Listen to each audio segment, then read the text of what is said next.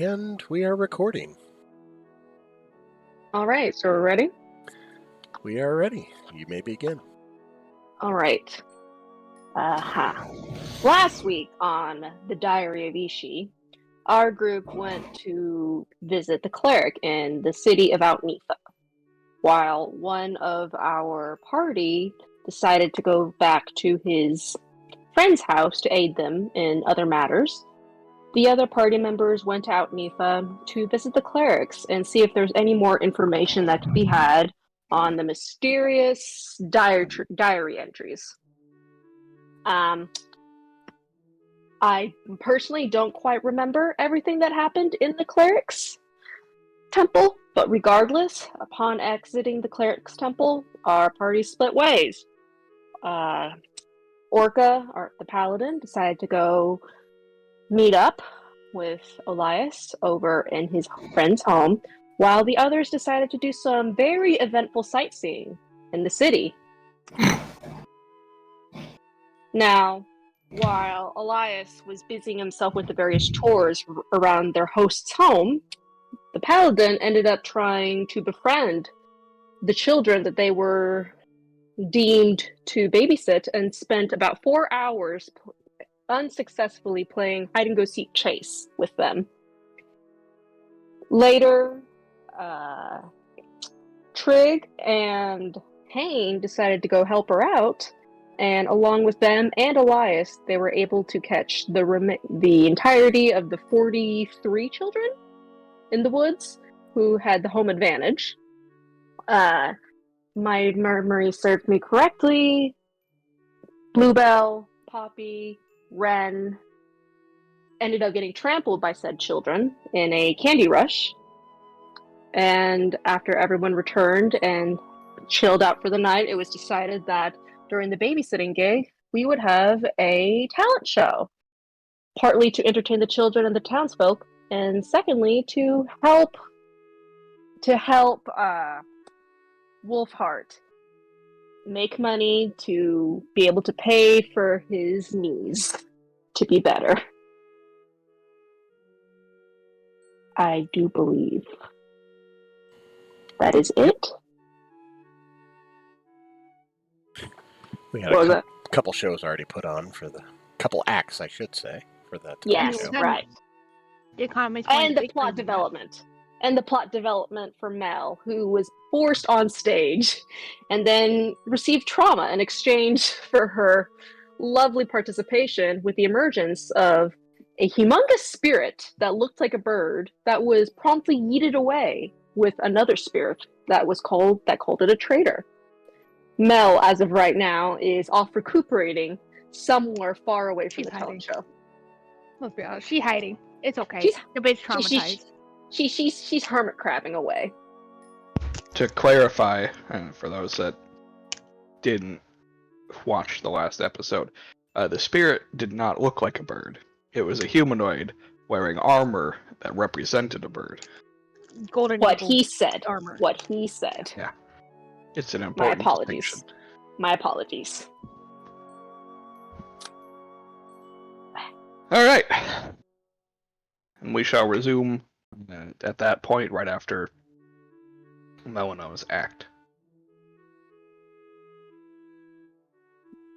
I explained everything. It's now up to the fart bros for their act. Yeah, if I remember correctly, there was a little in-between act while we were discussing what happened.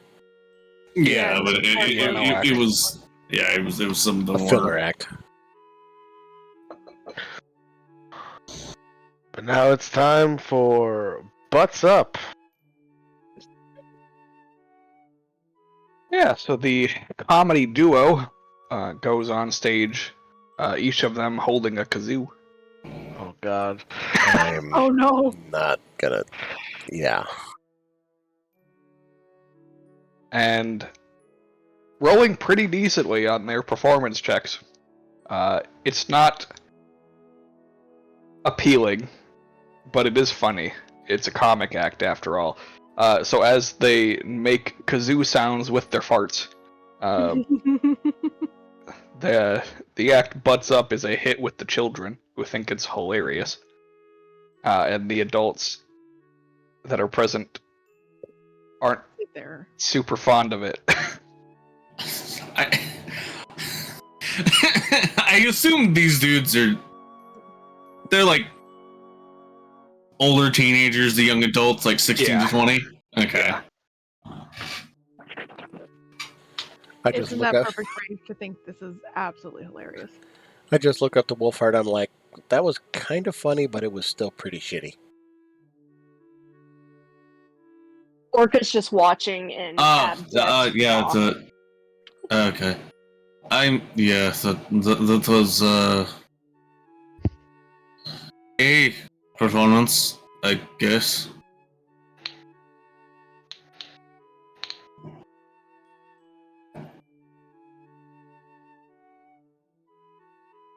Orca's just staring at the performance, just like almost in awe, but she's just looking so done with all of it. Orca in awe of the audacity of these bitches. Well, that's great timing, because guess who's next? Oh, Do we even know who's next? Yeah, it's Orca. Yeah, it's Orca. Oh, By the way, just so that the following act can like prepare, can we just have B-roll now so that the Sure. next person That way we works. can, like, So we know who's ahead of the game. yeah, that way it's just easier to get ready. So then got B, you. roll a d10, and I'll tell you if you need to re-roll it all. Okay, we're not doing on the character sheet, just on the corner of the No. screen. Your normal D10. Copy that. Give me a quick second. I'm waiting for that dice thing to light up. There we go.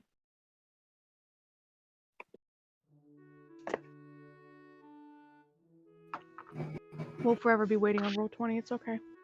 I'm sitting here. I'm like, is it just me? No. All right, a D10, you said? Yeah. 1d10. All right. What does it say? Hey! What does that mean? That means after Orca is going to be Bluebell with magic. Damn it! You played yourself. I thought I was setting myself up. Fuck. Congratulations, you played yourself. You goofed yourself. Oh god.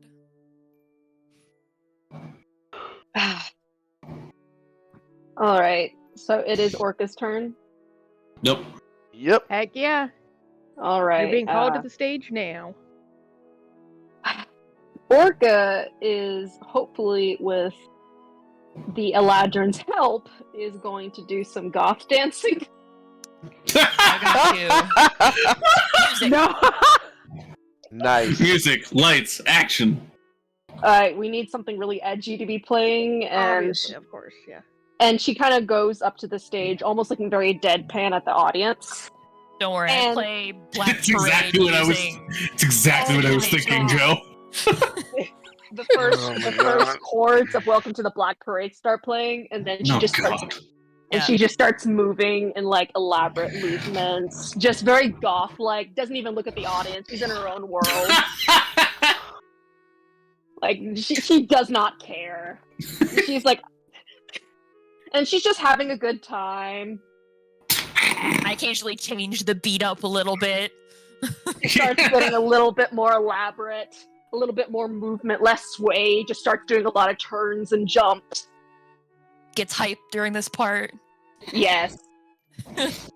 We'll Boy, that's an elaborate description of what's going on. Oh boy, I can't wait for rolls of one. Hey, I'm able to assist everyone in their performance checks, alright? That's true. Less Lovely. likely. So yeah, make a performance check, B. Can Let's you make do it this. at advantage? Since At I'm helping advantage. her. Yes. Beautiful. Let's do that. I appreciate you, Ren. I got you, fams. Look, she might be sad, but that doesn't mean she won't help. I've been preparing for this all week. Oh my God. All right, give me advantage. Come on. Roll 20. Let me do the clicky thing. Give it 12 minutes. God help me. One of them at least.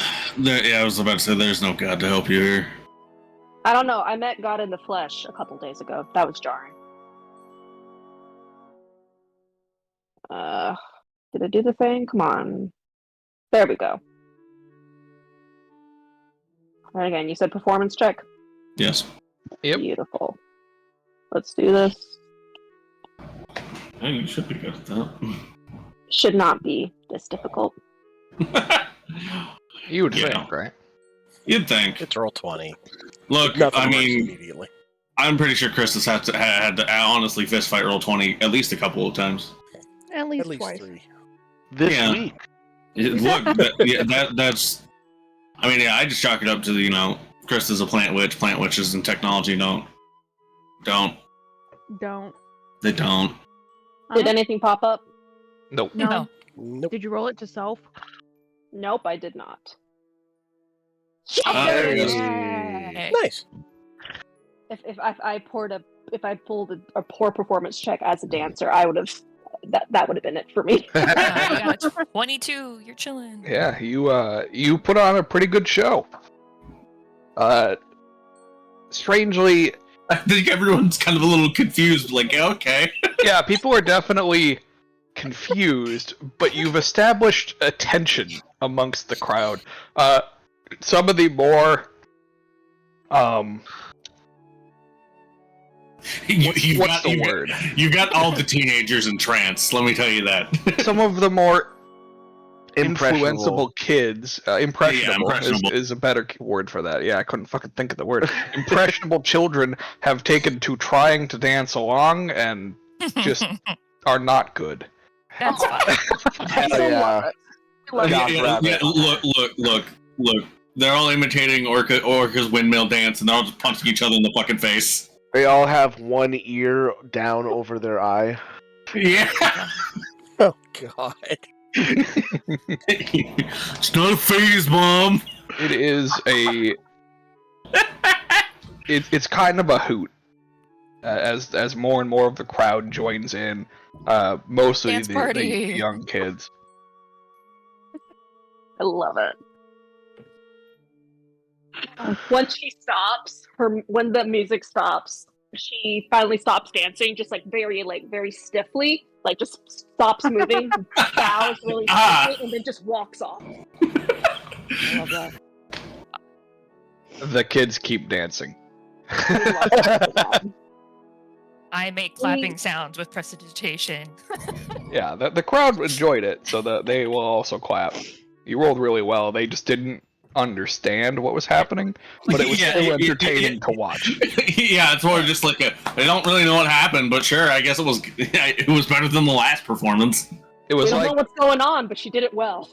it was like when I would go to the performances of like a girl that I was dating in high school for her dance, and I was like, I don't understand this, but you're doing great. You're doing great, sweetie. It's basically what it was. As I'm sitting there with her family, like, is she doing good? I don't know, but it's I feel like entertaining. That's when you go to any kind of event thing, even sports or whatever. Like when you don't understand the sport, and you're like, I can appreciate this athleticism, but I have no idea what the fuck's going on. But woo, Sports ball. Yeah. Like the few times I had to go to John's band concerts, and it was just like, it's just music. I vaguely understand what's going on. This is stuff and things. Going to my brother's sports games and just playing Kirby the whole time. Yeah. Ah, yes, the real sport, Kirby. Look, man, Kirby would succeed at many sports. Let's be real, especially competitive eating. Anyways, Yeah. Anyways, so with Orca done, that will bring us to Bluebell. Roll that D10. Ew. I'll just pat Bluebell on the leg like, you got this! And pretend like I'm giving her bardic inspiration, but since I'm not a bard anymore, I can't. And It's force of habit, okay? Wolfheart and Cantor are on deck. That's hilarious. Yeah, that's how it's gone both times. Amazing. Someone talks about it, and then it's them. That's fun. Yeah. Oh, what's funny is that there's only been one repeat. Yeah, pretty talented rollers, if I do say so myself. All right, during Fart Bro's turn, show, I don't remember what their names were, so that's just Butts where up. they are doesn't- now. But It Nah, it really doesn't doesn't matter. matter. Butts Fart up for Bros. Harambe.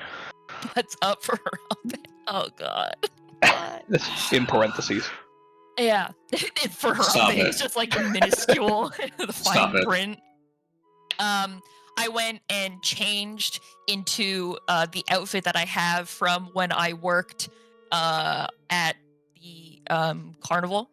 So Yeah. it's nothing like crazy elaborate or anything, but it's just like brighter colors and fun and woo. It's like I've got a fancy kind of like tails on the coat, you know, and it's just like very magic show-esque, and I'm now fitting a vibe.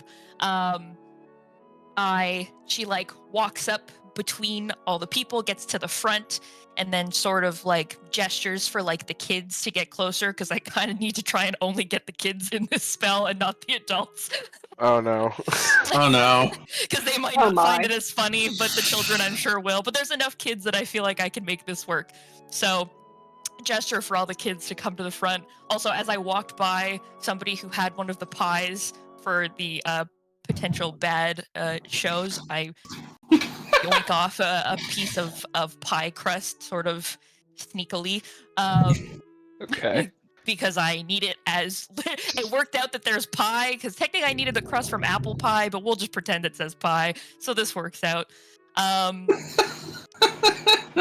Probably would be apple pie. I'm not even lying. You know what? Fair enough. Perfect then.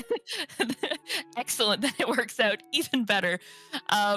So the spell will be after for the next part, but we're gonna just start with some just like basic. We're gonna start with just like some basic magic stuff. So I will do prestidigitation to just make fun like little like sparks and stuff in my hands in front of the kids.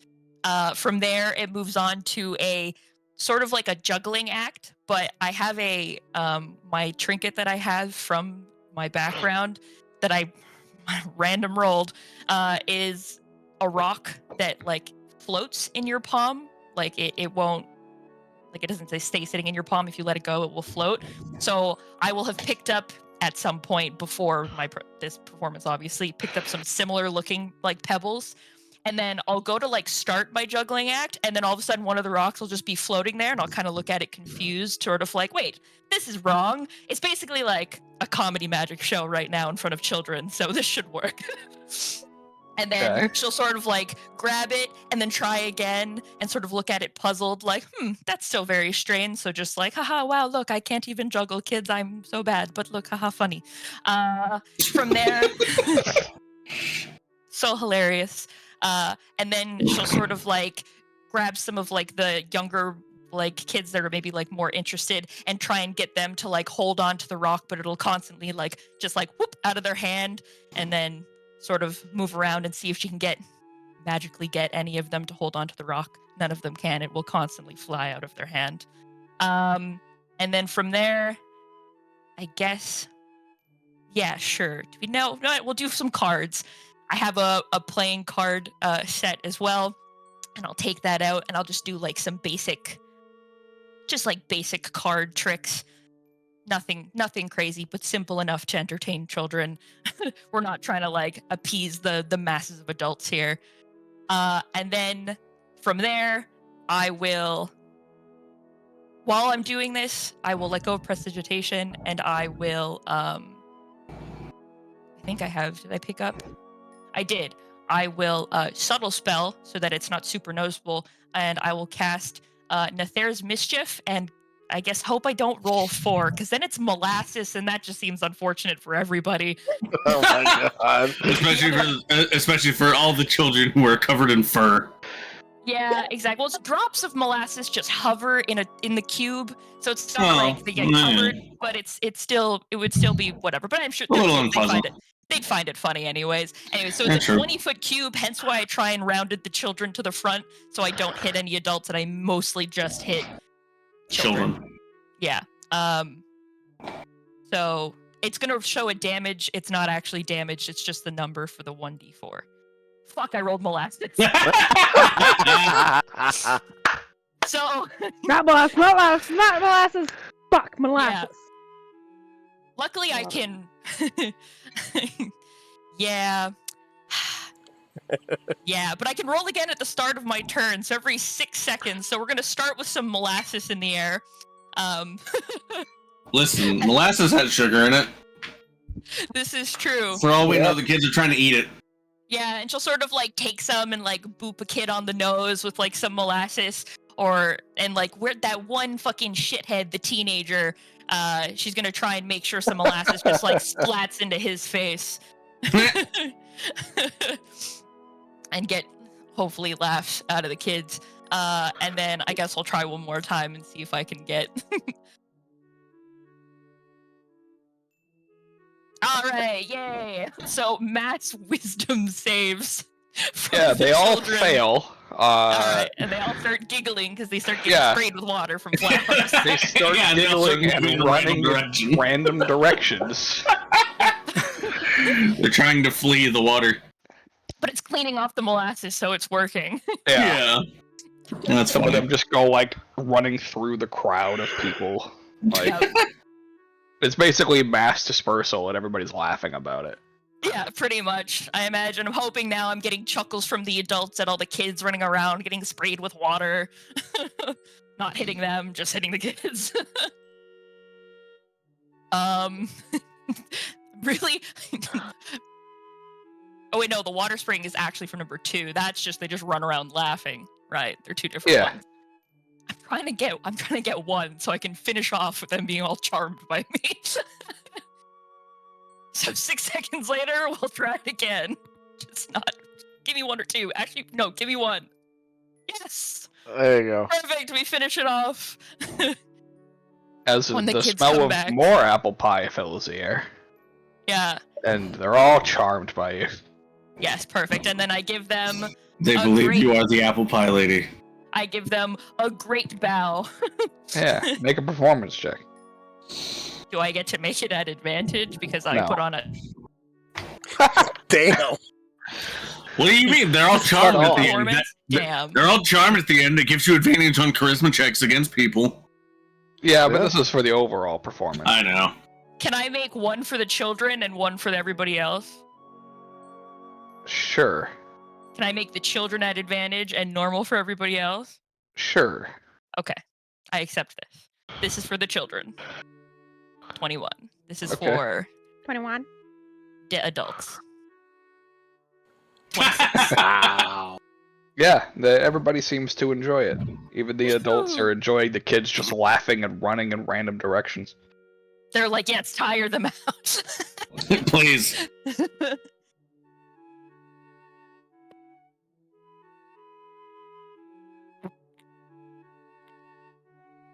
Yeah. Your performance goes well. Fuck, I mean, I goddamn hope so. As people do seem to enjoy it. Nice.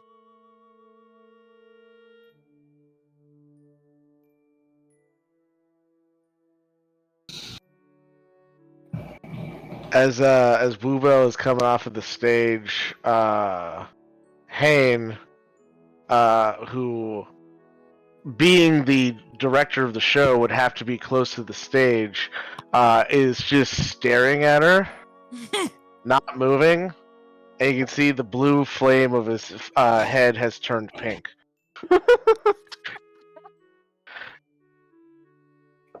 Because I too failed my wisdom save.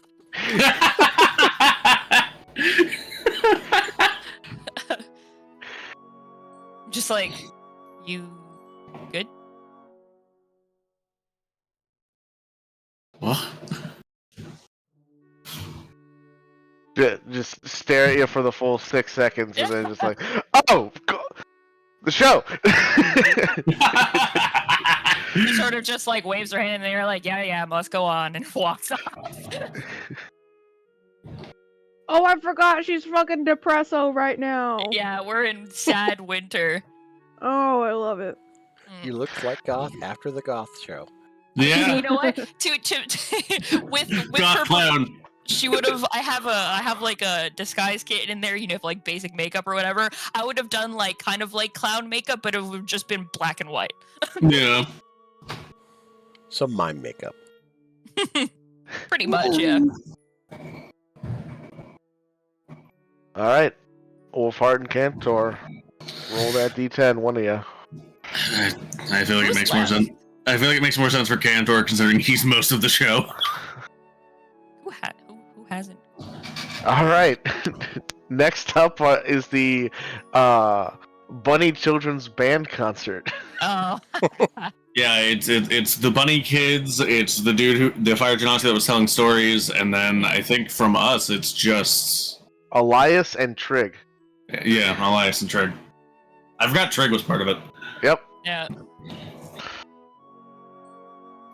Okay. Well, our show's going to start off as a ventriloquist act, very along the lines as you of guys Jeff are- Dunham.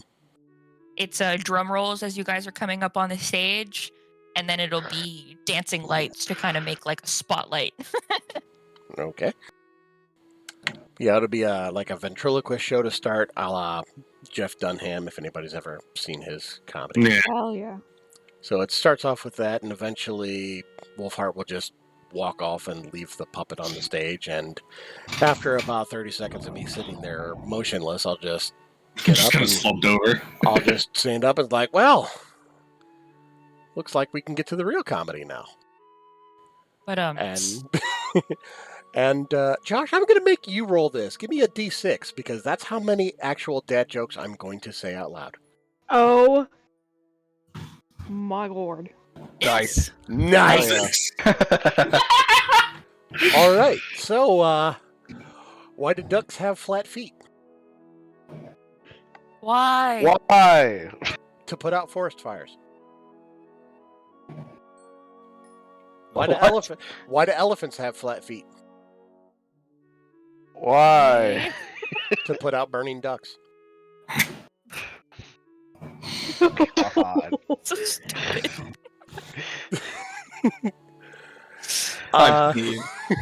Okay. I'm writing a book about glue, but I'm stuck in the first chapter. I told my wife she should embrace her mistakes, so she gave me a hug. Yep. Oh, that's a groaner. I was wondering why the frisbee kept getting bigger and bigger, and then it hit me. I get it. I get it. I bought a lute made of chocolate. I think it sounds pretty sweet. And You this- see all the children's eyes waft over just chocolate. but I'm actually going to do one last one. What's a monk's favorite element? What? The element of surprise. No. What? Jesus. Oh my god. I told you you'd like it, Tori. What the? And then he'll actually go into some children's songs that are all like mostly sing along that are good for kids. Because I had some happy beats in the back. And that's my show, The wheels on the cart go round and round. basically. Oh my god. The swish of the scythe goes swish, swish, swish. Oh. Well, no, but like the harvest. It's a farming. side. Yeah, it's a farming Yeah. community. Not like the Grim Okay, Reaper. yeah, no, that's Oh, Sound God. of the head go plop, plop, plop. Yeah. As the kids are singing along with the talking stuffed animal, Hayne is just kind of like ushering the kids on stage because they're up next anyway. As just a transitional, basically. Yeah. perfectly off. Yeah, so the kids go up on stage with their makeshift instruments that they have. Roll a d10. I was gonna say, wait, does Cantor have to roll Eh. performance? Yeah, I was waiting for that. Oh, yeah. Sorry, go ahead. Do I that's get correct. advantage? Because Yes. it's kids and I'm adorable. That's And I help. adorable. Bitch, I'm Yeah. I think you get advantage either way, technically. Oh. A 1 and a 2. That's Yeah. unfortunate. It, Really? Really, Joe? It goes over well with the kids, I guess. Yeah, there's definitely a lot of groans at the jokes. The kids do enjoy them. They are funny, but some of them they don't seem to understand. I don't get it. But you feel do like get this some is- laughs, and it's just the general presence isn't as good as. The kids are more focused on the fact that you're a stuffed animal that's talking rather than anything you're really saying. If you think about it, this is appropriate roles for dad jokes. Mm. A 1 Yeah. and a 2 is just makes sense. Even roll 20 was like, I cannot allow this. I cannot sanction your buffoonery. Technically, character-wise, it's fitting because he's still trying to play off his role like he's a bard, and he's no longer a bard. Yeah, fair. So it 100% fits his character. He's Yep. like, damn, I lost my Yeah. I feel like as all the kids are going up on stage, Wolfheart just jumps in to grab Cantor before the kids start having mob mentality ideas about him. Josh, just roll 1d3, seeing how we're down to 3 slots. It's gonna be easier. All right, Trig is next. after the kids. After the kids, yeah. All right. So the kids are gonna do their performance. They are going to play songs very similar to what Cantor was doing. And do dancing lights while they do their performance. yeah, that would give them an advantage. And that's when the kids have. That's when the kids have like a plus 14. They're out of tune. It doesn't sound very good. It's only saved by the fact that Celestial is vaguely melodic. You could tell that they haven't practiced these songs very much. They're making them up they're actively making them up on the spot. Yeah,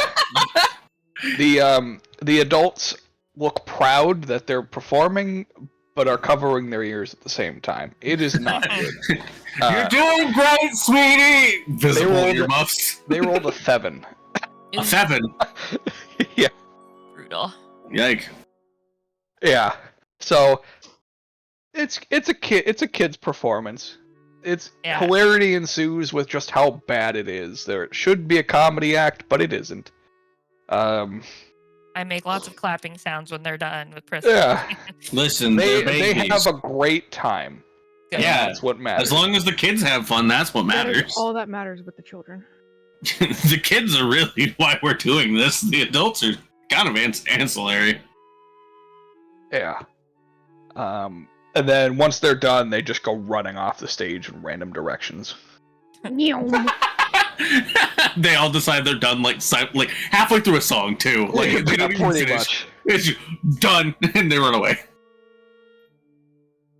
Next up is Trey. I sort of go over to Hay and I'm just like, what's Trig doing? Hayne says, I'm not really sure. Okay, so just wing Every it. time I asked, you just said, "You'll see." I guess it just be dramatic. She just like shrugs. Goes and takes her position. So, Trig comes out onto the stage. And you can see that he's as he comes up onto the stage, he's just kind of like looks confused, and then he sees the crowd, and then he kind of jumps back as if he wasn't expecting a crowd of people to be right there. Oh, good. Like Climax. making background music like this is like a fucking silent film from like the there's no talking, so I'm trying to like The sound of the projector. I'm trying to just like make sounds like he jumps back and it's like ta-da!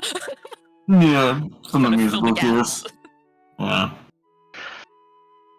And then he there is just like a box on the stage, and he goes over to it, and he slowly opens it, Jack in the Box. and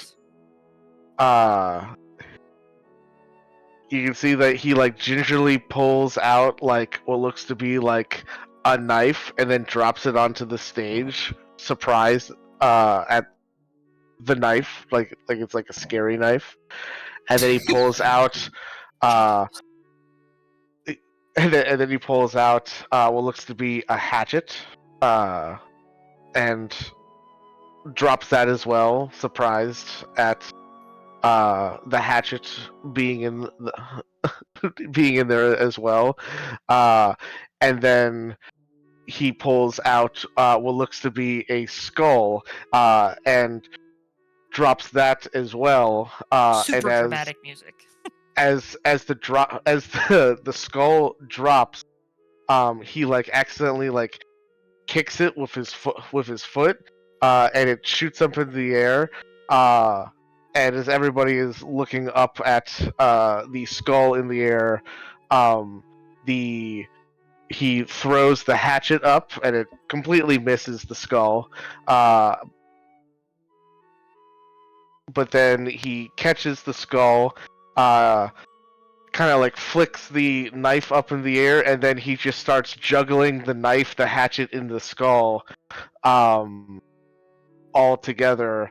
Does that for a little bit, and then catches the knife and the hatchet in one hand, and with his other hand takes off his hat to show that there's no head there, and the skull just lands on his shoulders. And then he puts his hat back on. As soon as the skull lands, there's the big like ta-da! And then he you can see that like he nods off to Hane, who walks up onto the stage with what looks to be a target, and Hane just puts the target on the side of the stage, and then stands off to the side, and you see Trig throw the knife at the target and get the dagger right in the center of the target, and then throws the hatchet, and the hatchet just hits right on the end of the handle of the knife. And then Trig goes back to before he goes back to the box, he walks over as if he's going to retrieve his weapons from the target, and then he just places Hane in front of the target. And then he goes back to the box and pulls out from the box a rifle, which doesn't look like it should fit in the box. And then he just aims at Hane and shoots Hane's hat off. Hat goes flying off. Hane kind of like lets out a start and goes running off after it. There's a couple other like targets that get brought up onto the stage, and Trig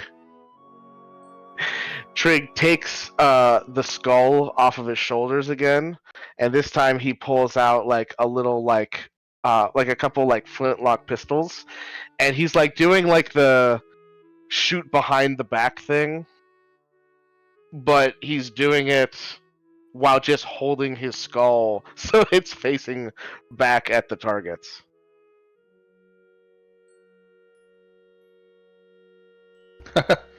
Okay.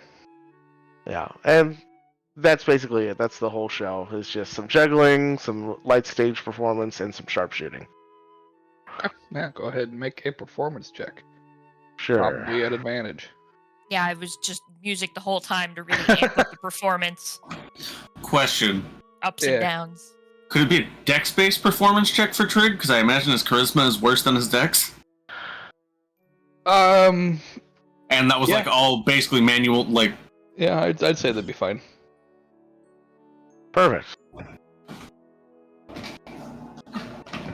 That is better, seeing how his performance is -3, and he's got a +2 dex. You're welcome. Thank you. 18. Yeah, it is a a very great performance. Very well done.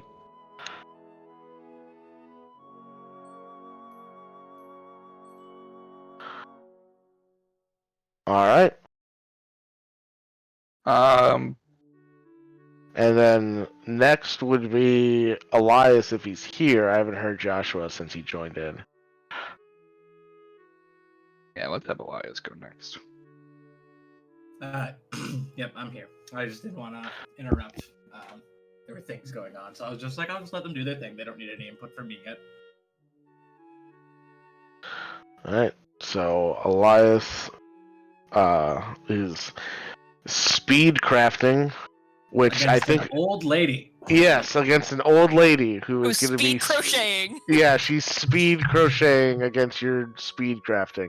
Yes. What is she aiming for? A sweater? I'm not entirely sure what she's making, but I will be making a small device that launches fireworks into the air, and whichever one of us finishes second gets pied by the audience. Children. Yep.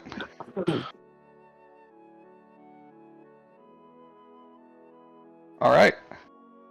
And I believe there was supposed to be dramatic music in the background, but that's kind of been, as far as I can tell, It's the jaunt for everybody. So I don't know if that necessarily needs to be said. You know what? We're gonna see if she even wants to.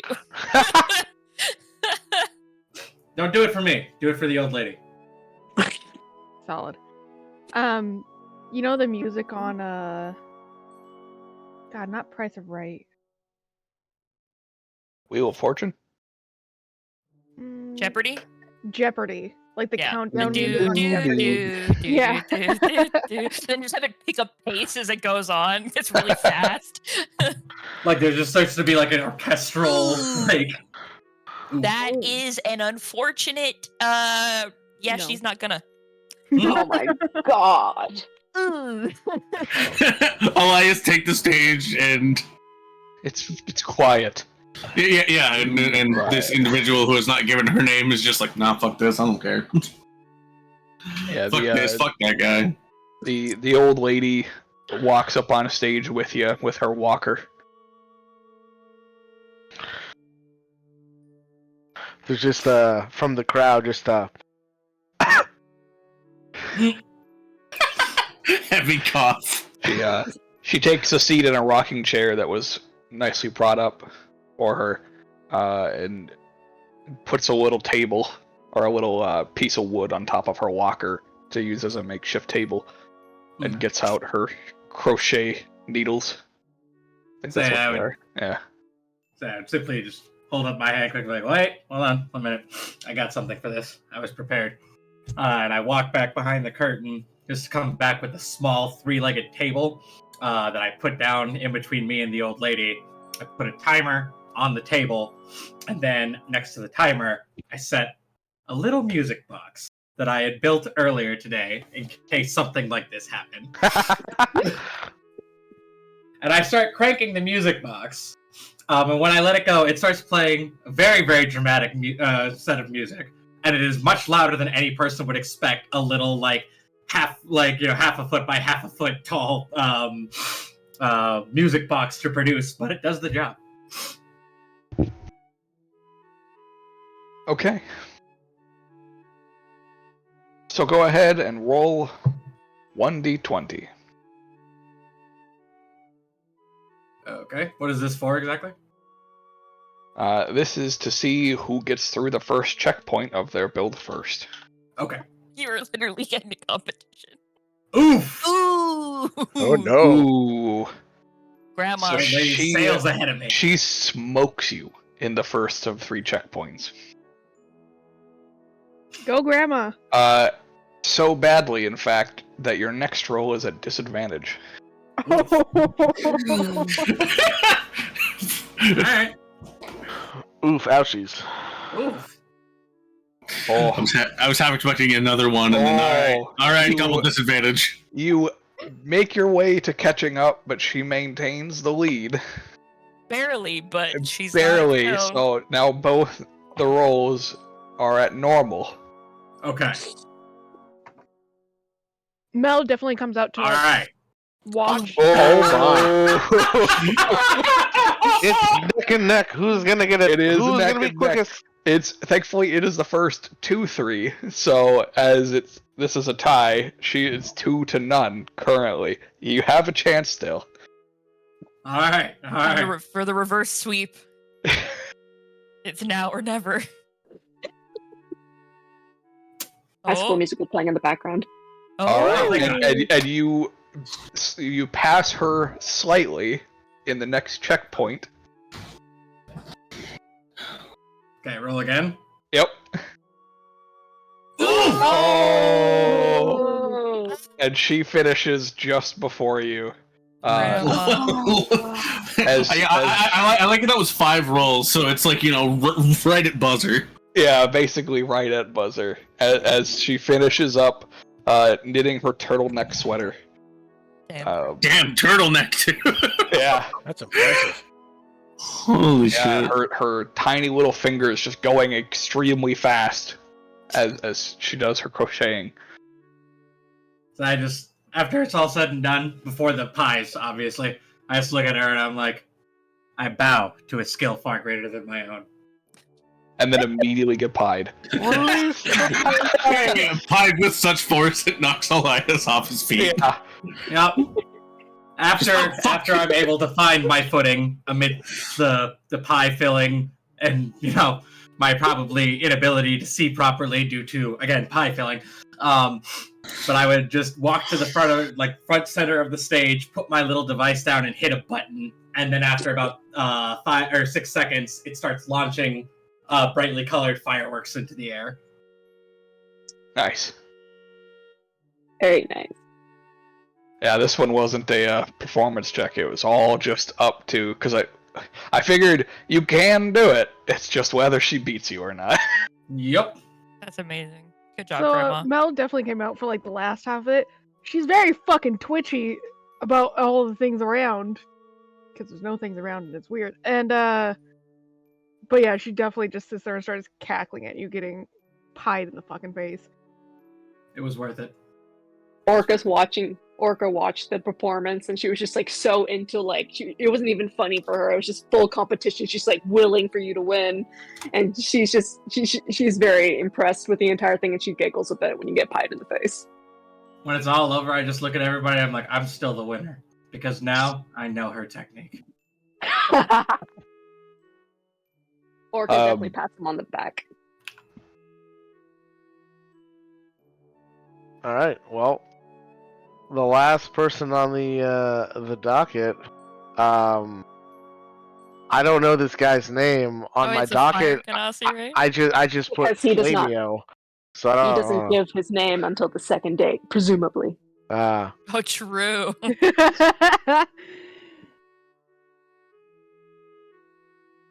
All right. He I just say this next person, while he does require introduction, he decided to do it himself. Okay. the stage goes pitch black, as in total complete darkness. And you hear a voice from the stage begin speaking, as he says, well, first of all, I appreciate you all coming out for this wonderful event. I do believe I am the last act, so for my performance, I figure we'll do something a little special. I will be telling various stories that I have heard circulating through your town, and relaying them with my own interesting details that I have come to discover amongst conversing with the local population.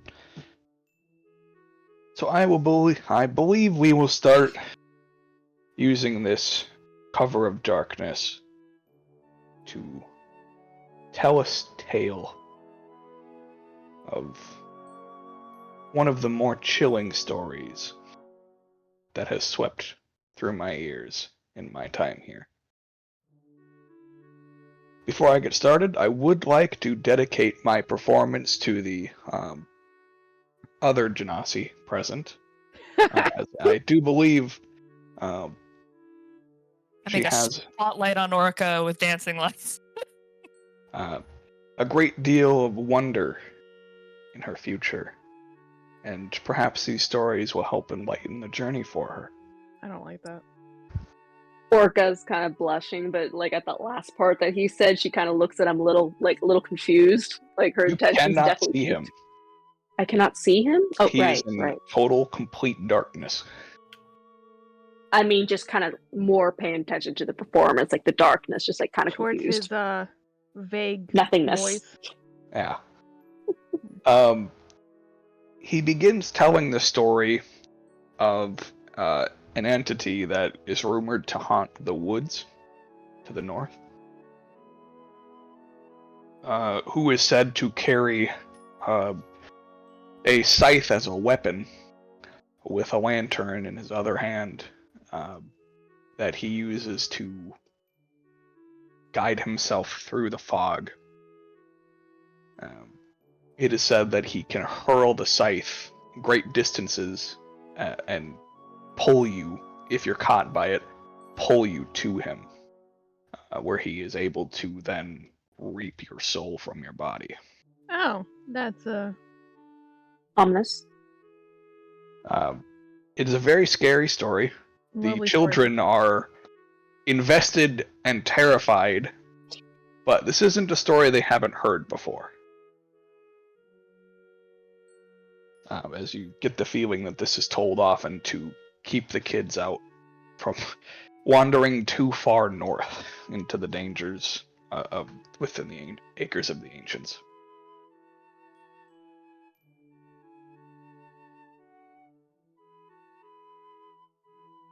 The next story that he tells is of a man that walks around from various place to place. He seems to have a goal in mind, a destination, but he's not good at articulating where it is he needs to go. So he just seemingly wanders from town to town, seeking a place that nobody's heard of. The real defining characteristics are that he carries a spear with a shield. But untraditionally, he wields the spear in his left hand, as opposed to his right.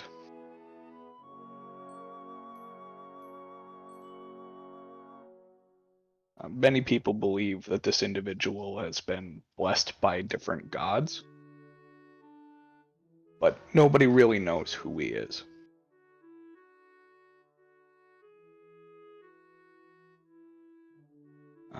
The final story that he tells is of a priestess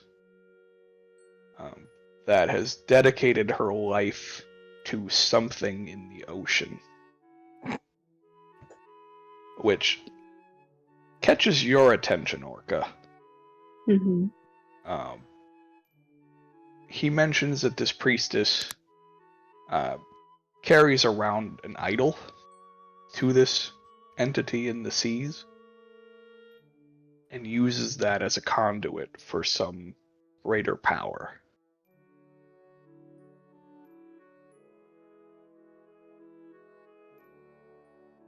You don't know of anybody like that, but it's definitely an interesting story.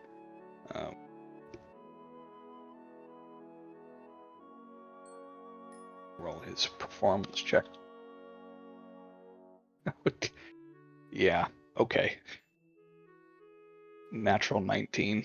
I was like, it's either really good or really bad. There's no in between on that. These are very well detailed stories, and throughout his performance, various people emerge from the darkness.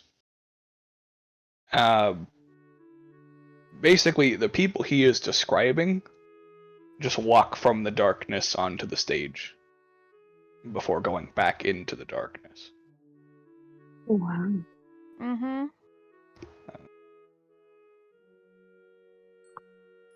Anybody with a high enough, I'd say, does anybody have a passive investigation of 15 or higher? Oh, 9. fuck. And not this time. I just have a 15. I've got a 16. 14. You son of a bitch! So 12. No. the two of you would be able to tell that these are not illusions. They are Oh, very shit. real. Wonder what kind of machine he's using to do all this. And after a few minutes of his storytelling, well, it would be he probably talks for about 15 minutes. All in all, the darkness recedes, and the fire genasi is standing there.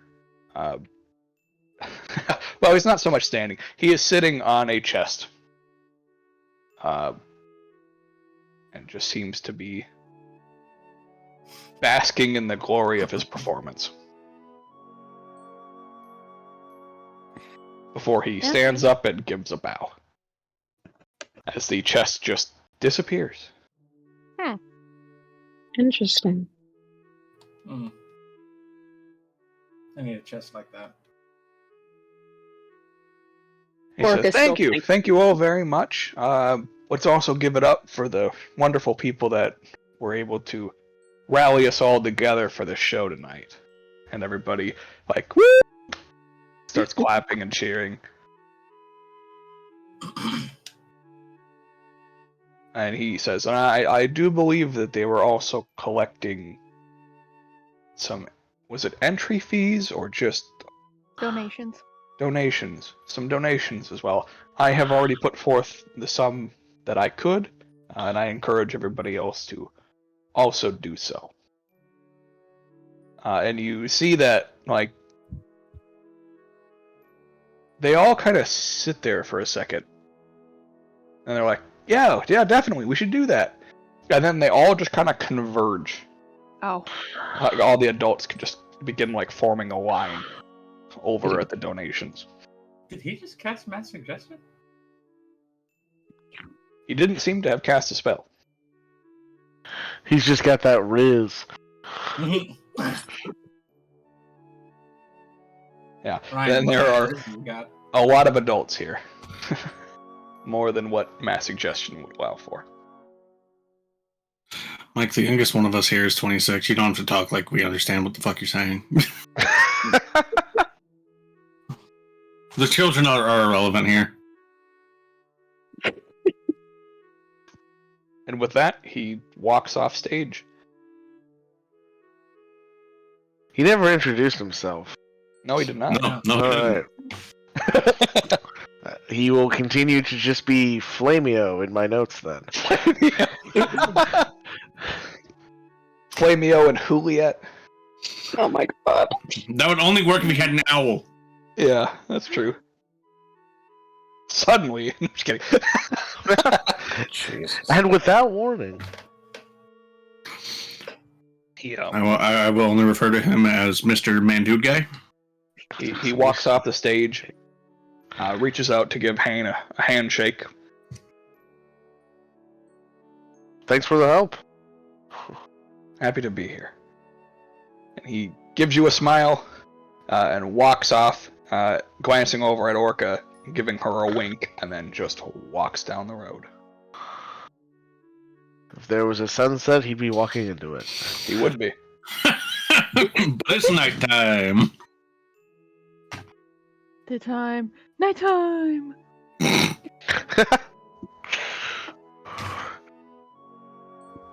Who keeps turning the sun on? Who keeps turning it off? I'm sunburnt. I'm a vampire. I'm sunburnt. I'm a vampire. Yes. Alright, well, we thank everybody for coming. And deal with the kids that are probably all worn out now with all the excitement of the show. Yeah, very much so.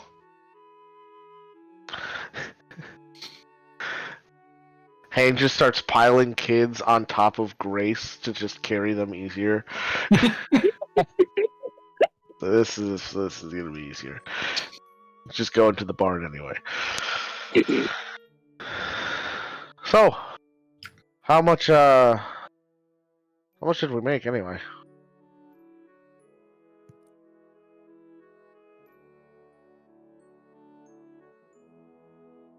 You made 733 gold. Fuck. Nice. Quarter of the way there.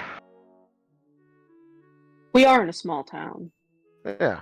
I wasn't expecting that much. I was expecting like 300. Huh? The largest donation was 500 gold. Oh, okay. Oh, I wonder who did that.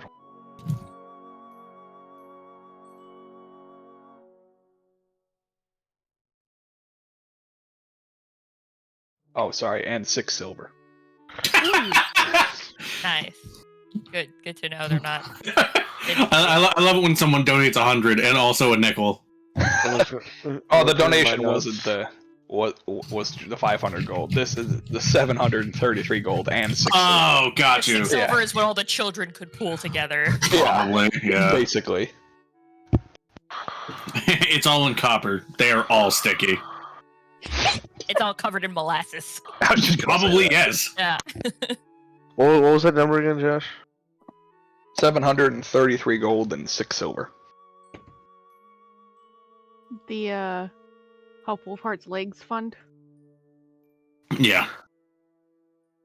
Yeah, what was the name of our fucking I called it charity? the Wolfheart Foundation. Make a wolf heart. I wanted to call it the Wolfheart Society, and I was like, that doesn't sound right. Wolfheart Society. Wow. Yeah, that sounds a little more. Yeah, that's a lot We more live hoity-toity. in a society. All right. Well. The biggest problem these days is that we live in a society. Shut the fuck up. Do we You're not Chuckles. You'll never be Chuckles. do we know who made the 500 gold? Nope.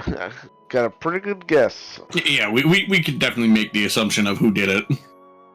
We can. Who done it? Orca kind of says the same thing. You can. Well, it was obviously Flamio Hotman over there. Yeah. Fuck up, like stop. Keep just stop it. Orca just kind of looks at him and he's like, just like flabbergasted. I mean, most of these people are, even if they're relatively successful farmers, we're not exactly offering them a... I don't know if you guys weren't there. They auctioned off a scythe just to like farm, and it sold for like. I look over at Mel. I'm like, how much was it again? I don't remember how much it was. How much did they sell the scythe for? I think it was 40K. Yeah, I go 40,000 gold. So. See, this was our mistake. We did the show after the auction. We should have done it before the auction. Wait. Hold on. You're telling me that he let that thing go for only 40K? Are you serious? Is it some kind of Do I look legendary like I'm farming not implement? curious? I mean, it is an auction, Elias. It goes as high as it can, and you don't want to start too high, or else nobody's going to bid. Nah, but for that, I thought that would have skyrocketed way higher than that. Man, he got robbed a little bit. Oh no, only 40,000 gold. For that scythe? Yeah.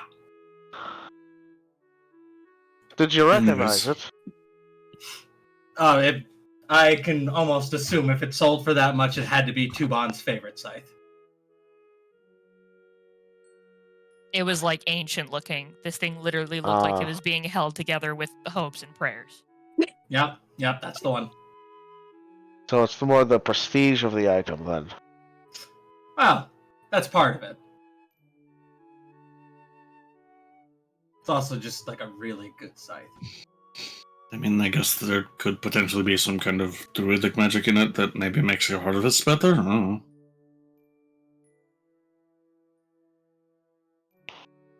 Cultivator secrets. Not allowed to share. I wouldn't know what to do with them even if you did. Is it nearly the end of the day now, I imagine? It is I- well into the well evening. into the night, yeah. Okay. Yeah. It is probably Sorry, like fucking 10 at this point. guys zone out. And the kids are like sleeping, right? Kids Oh, are they're out. Kids went they're out home. cold. Like the only Nice. kids that would be awake at this time are like the teenagers, and they're fighting an uphill battle. Yeah. Yeah. Besides for that one that's still trying to show off his goth dance moves. No, look, I can really do it. I'm a creature of the night, Dad. That's fine. You can just do that all night. Just awkwardly approach Orca, just like, can you teach me? I don't know how to do it and I want to learn. Orca like definitely chuckles and giggles. And she also kind of just whispers, she's like, can't. Family secrets. Damn it. Well, this was enough for me. And just walks away back to like her tree where she slept last night. Bye, Bluebell. Hope you feel better. And they just rolled a whole bunch of aggressive into it when they made her, huh? Sometimes. Well, you know, Elias, you get what you give. Do I come off as aggressive? Yes. I don't know what it is about you two. The moment one of you speaks, the other chooses violence. Yeah. Yeah. I Have you ever mean- heard of, have you ever heard of the concept of like soulmates? I think it's that, but like with hate. Soul rivals. Yeah. I've known a couple of people like that when I was back in Southern. They just All didn't the go same. together. So, all the Oh, same. but if they did, worked surprisingly well considering it then just became a competition. All the same. I respect her chutzpah. Gesundheit?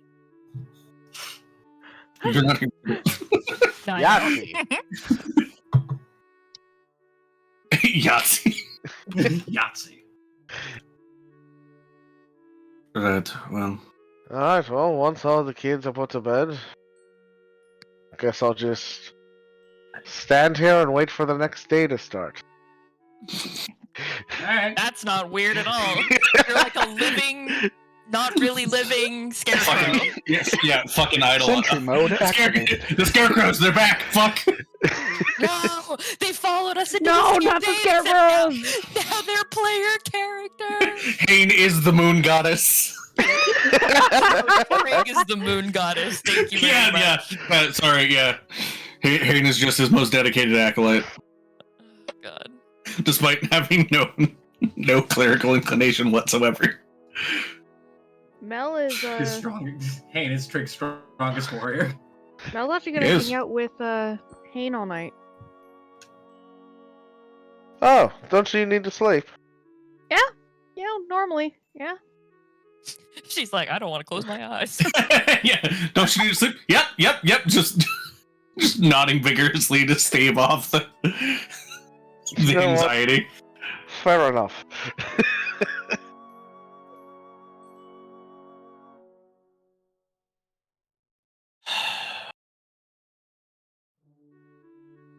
Something about those stories. I mean, they're probably more than just local legend, I feel. You can definitely tell that with the first one he told.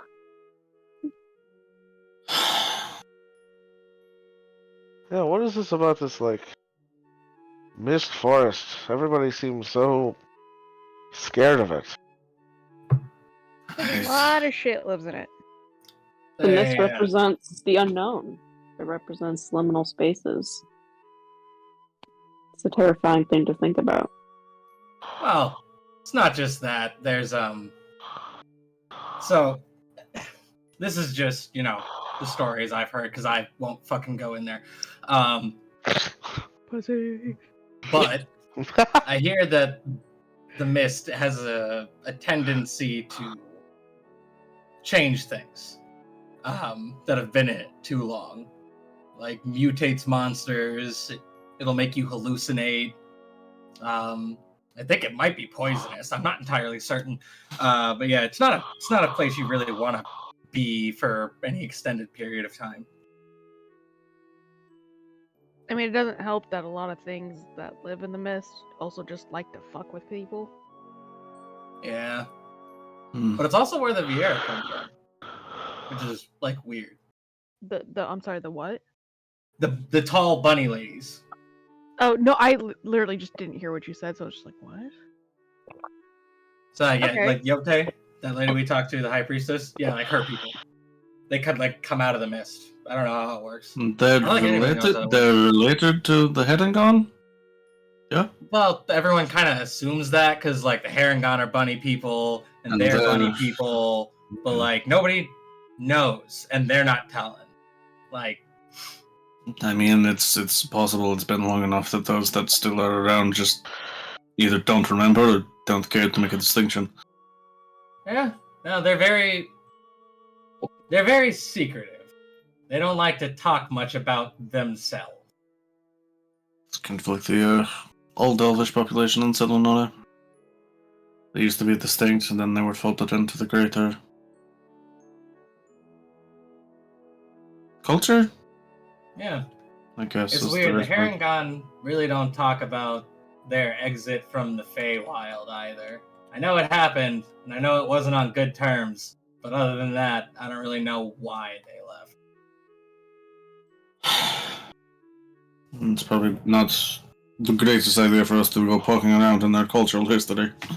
No, I leave it be. No. Not our problem.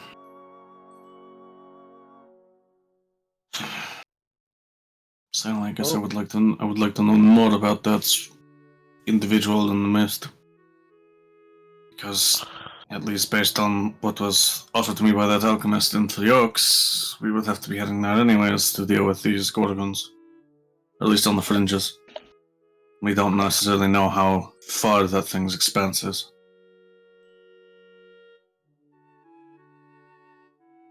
What are you saying?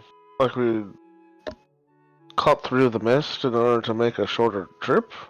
I don't think we're in much of a hurry. No, we're not. It's just, I remember them being vaguely north of here and close to the mist, at least according to what she said.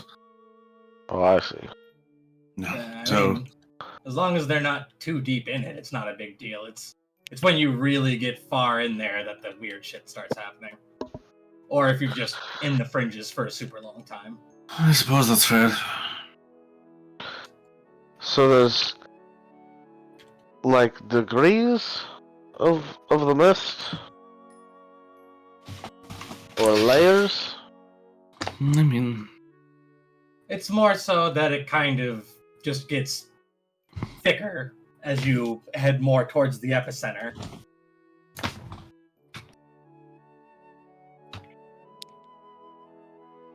so probably there's some kind of origin point, I guess. Well, they say this whole forest is kind of connected to the celestial plane, and so it might come from there.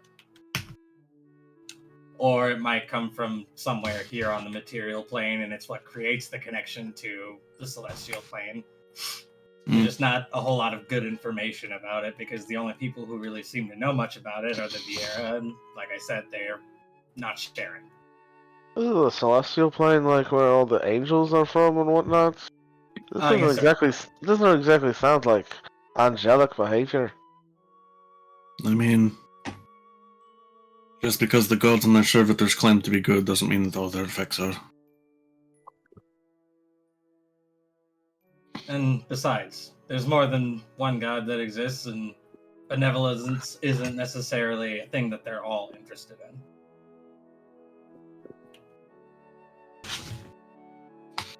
Aye.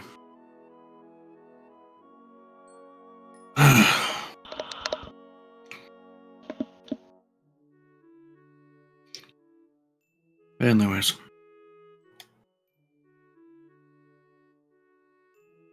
Orca ends up going inside to go find a bed to fall asleep on. For she does not want to spend another night in the trough. In the tub. Yeah, I just go into the No. living room and pass out on Tubon's couch. Don't want to be woken up by horses licking your face again. Are there 2 couches or just one? Well, the downstairs, the guest room, has plenty of beds to sleep in. She goes in. Does the basement smell any better? It smells I fine. mean, I cleaned it.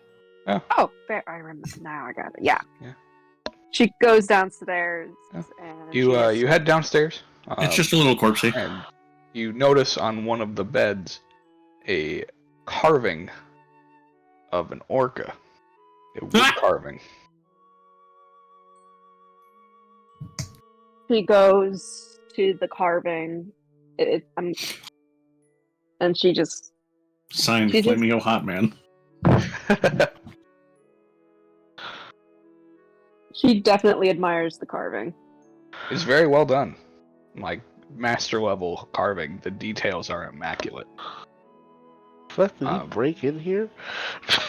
You even find there is a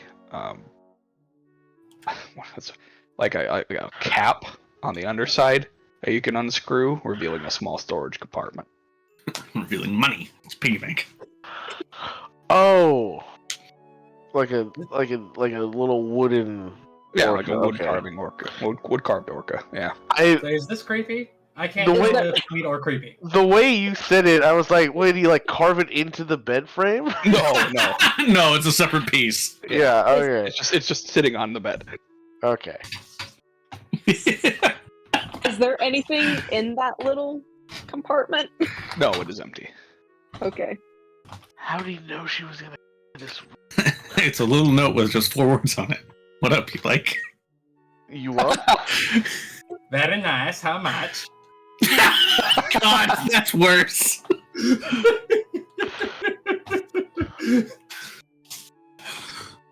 Mine was just an inside joke.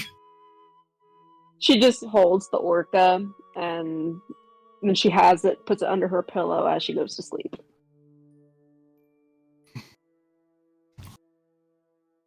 Yeah, you find as you're sleeping near it, it appears to give off slight sounds of the ocean.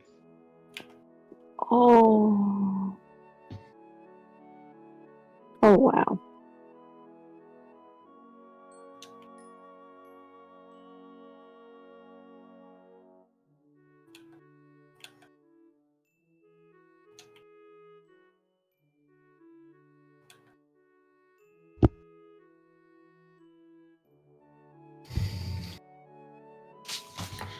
That night. What was that?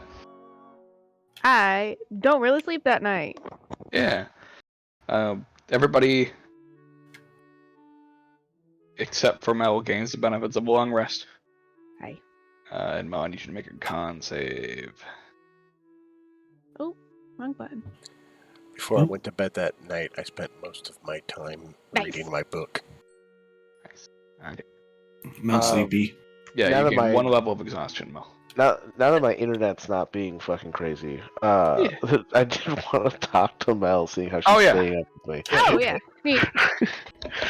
It was just awkwardly quiet for a bit, so I'm like, oh okay. Well, I was just as Mike was fighting his internet, like Yeah, it usual. was like the last thing I heard was like B reacting to the ocean sounds, and then internet dropped. Oh nice. That's It's when like, it went great. like basically quiet anyway. yeah, so. yeah, because Yeah, you didn't alright, miss much. Nice. Yeah. So, Hayne, after like a couple awkward minutes after everybody else leaves, is like,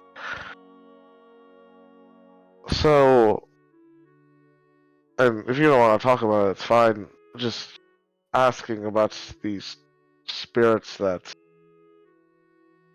well, lack of a better term, haunt you.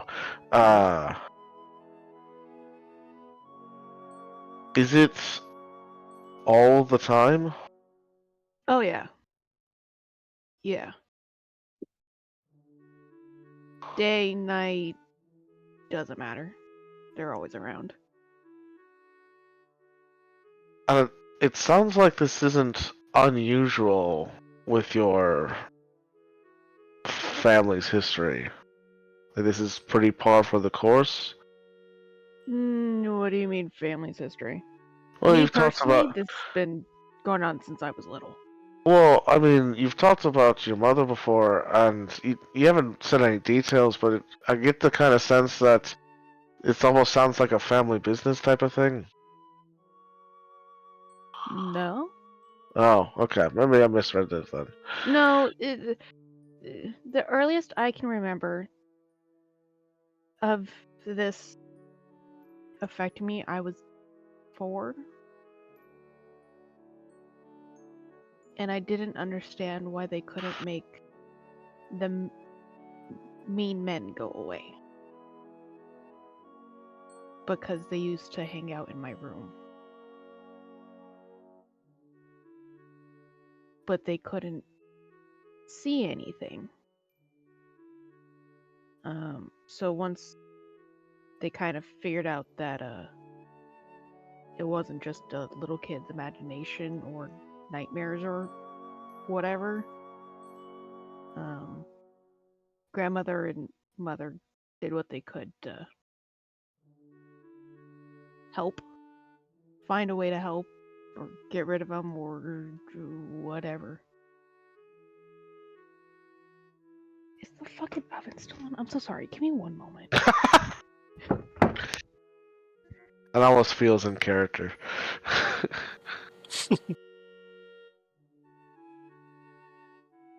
Like, the sunroom, and it's right off of the kitchen, so I was worried I left the stove on the entire time.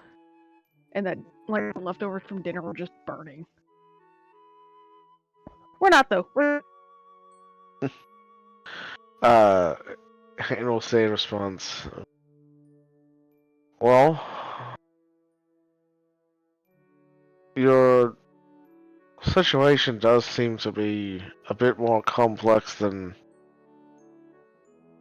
the other cases that I've had in the past, but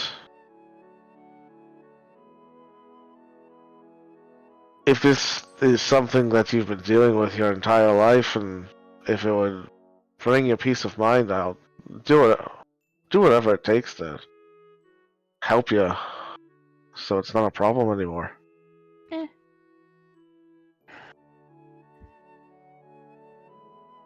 At this point in my life, I'm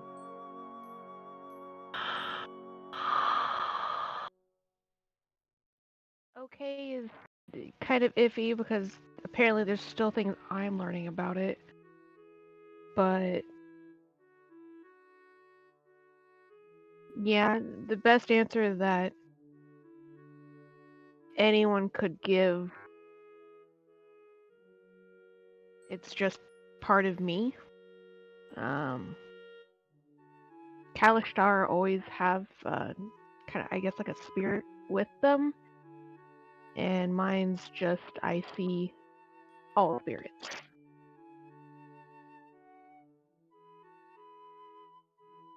Best guess, hereditary thing from birth parents.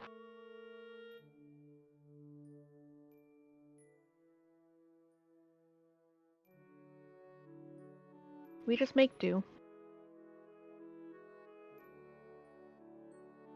Alright, well. But I Okay. appreciate it. Of course.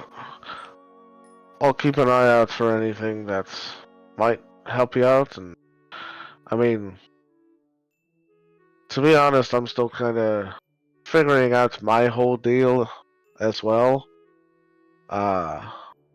At the moment, all I can really do is just phase through objects, but apparently, according to the people that raised me, that apparently there might be other powers I might develop, so if one of those could help you, that'd be great. But I don't really know what it's gonna be like, to be honest. I'm kind of just winging it. I'm just trying to help people when I can. I mean, Isn't that what life is in general? Winging it, hoping for the best. That sounded so callous.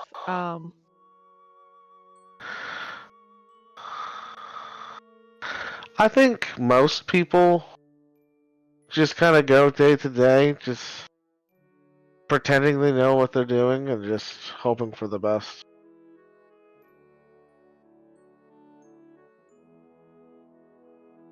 Yeah.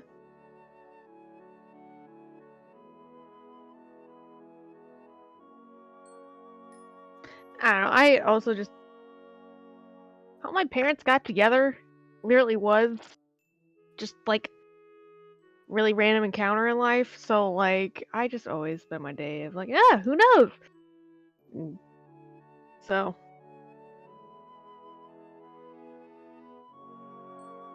yeah. Was it like a meet cute situation? They just happened to run into each other? Quite literally, yeah.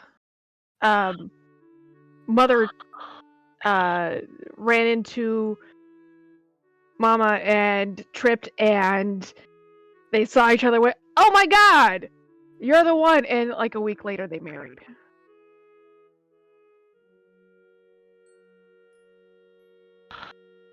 Yeah. Interesting.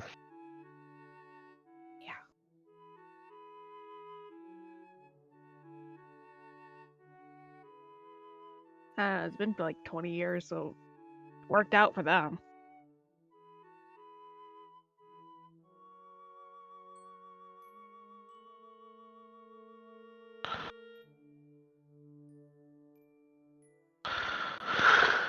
Yeah, I don't really know my parents. I was just kind of. I woke up and there were some people that kind of like taught me how to like act, and then a different group of people that taught me how to like converse with people to not creep them out all the time.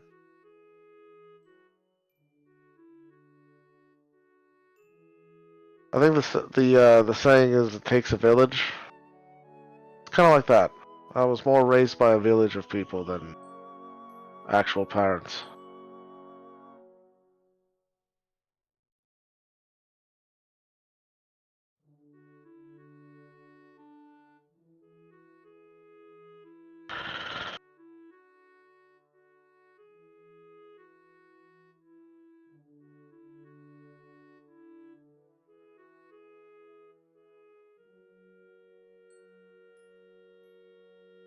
Don't really know what to say to that other than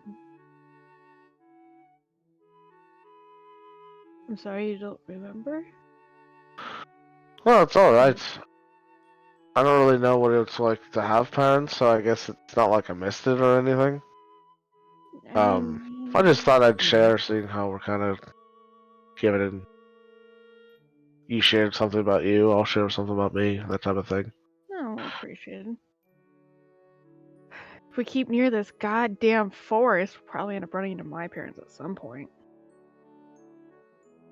Your parents live in the forest? Raven feather. Yeah. Oh, okay. Were we planning on going there? I know we were planning on kind of going near there. I wasn't sure if we were actually going I to go don't there know or not. anymore. I'm just here.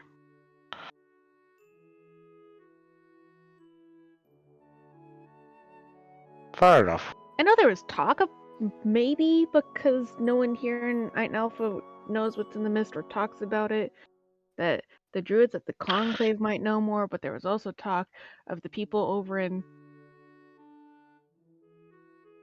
I don't know how to say that. Cathars Galar. Thank you. I don't know. I There's feel always like somewhere. I know the yeah, next stop is Three Oaks. That's yeah. all. I feel like we're just kind of like there's a lot of stuff going on, but we don't exactly know where anything is, and so we're just kind of like grasping at straws, trying out different locations to see maybe this place is where we're supposed to go, and just kind of hope for the best. Not really like a specific location in mind. To be fair, we don't really know who has answers to anything, so. Right. We didn't even know where this stupid riddle that brought us together was even supposed to be leading us. Could be a lake, could be a river that's not there anymore, could be all kinds of things. All we know is that it started in Three Oaks. The people of this village are somehow descended from the guy, and that's about it. And that's assuming that the guy that the statue of was even the same guy that wrote the journal.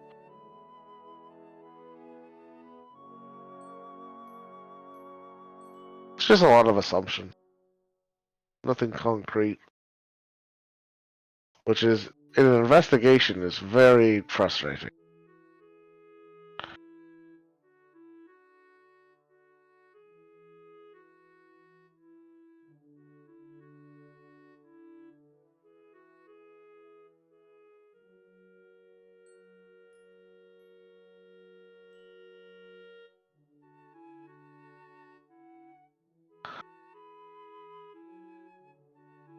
Yeah. Are you sure you don't want to try and get some sleep? You're kind of zoning out a little Oh no! bit. Did they give you nightmares, or?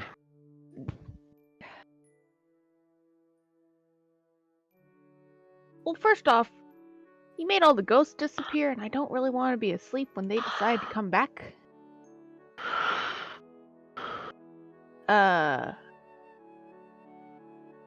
But also just don't really, if there are nightmares, don't really want to deal with it. I'll take the exhaustion in the morning. But also, this is dumb, but this is, with every new thing we find out about what I could see, my parents were there. And, this was a new thing about what I could see, and they're not here. It's kind of just lonely being all grown up, I guess you can say.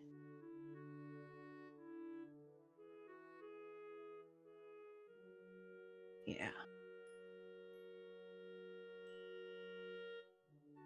I get that, but I kind of came from a community of people, so even though you're alone, it kind of helps with the loneliness. So hopefully we can be your community. I mean, you're letting me chill out here with you all night, so I think we're working towards that.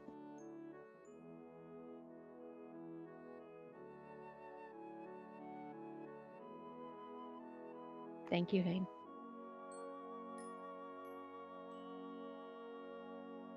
Appreciate the company.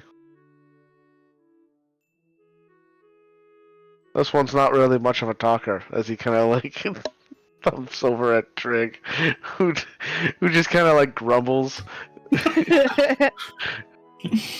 Basically, yeah, fuck you. All three of you make a perception check. No! Wow. Yay!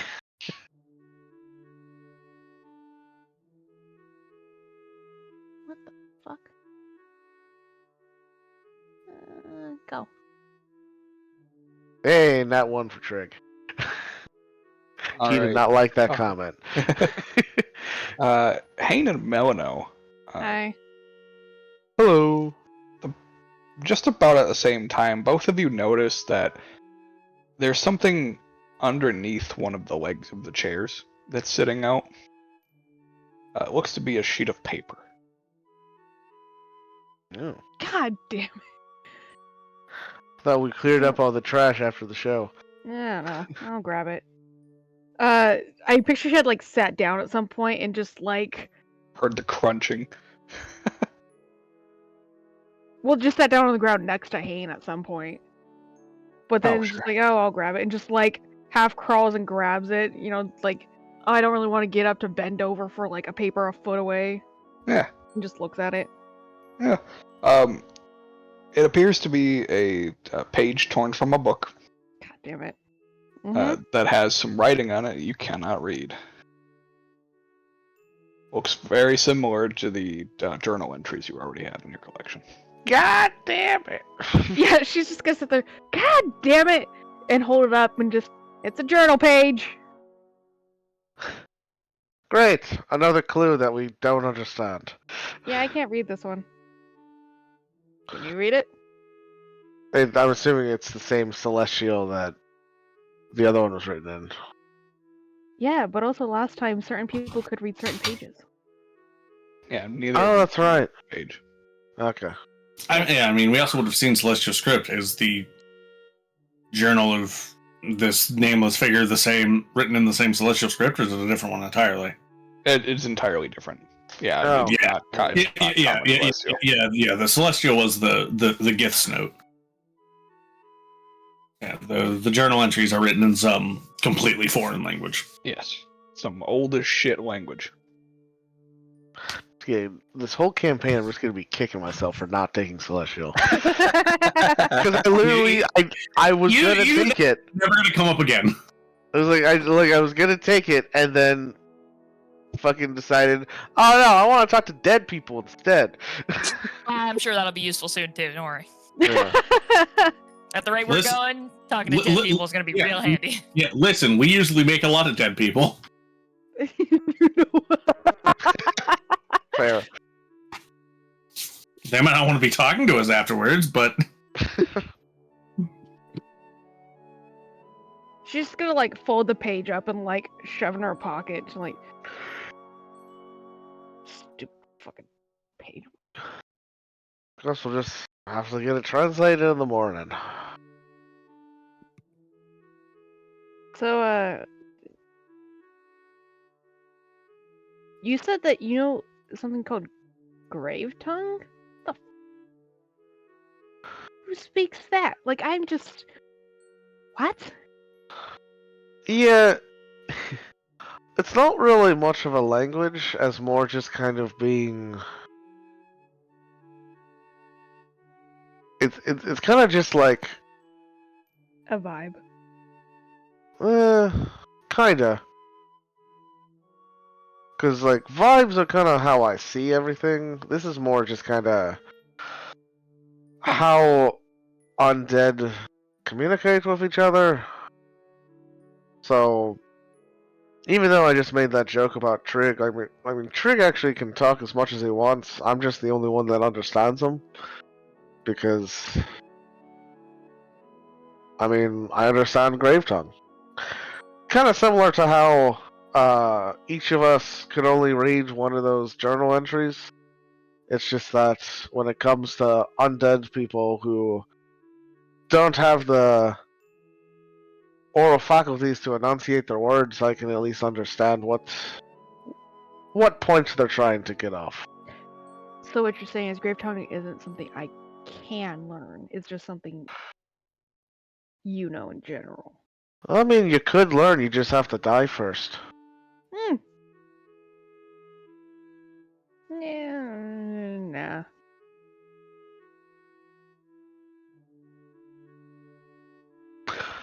She sits there and she like definitely thought about it for a second. She's like, yeah, no, never mind.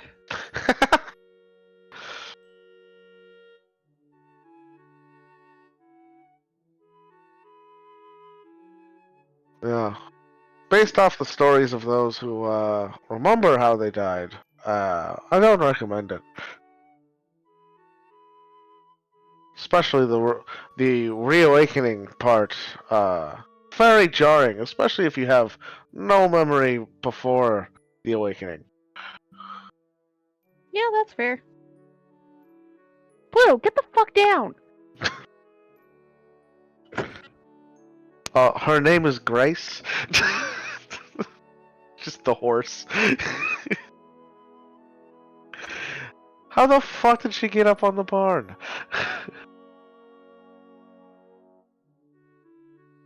Anyway. We just had that screen fixed. Oh no. Yeah.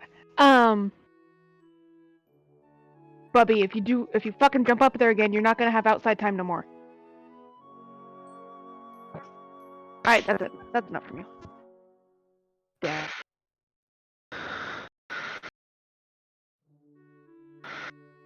Laying down the law.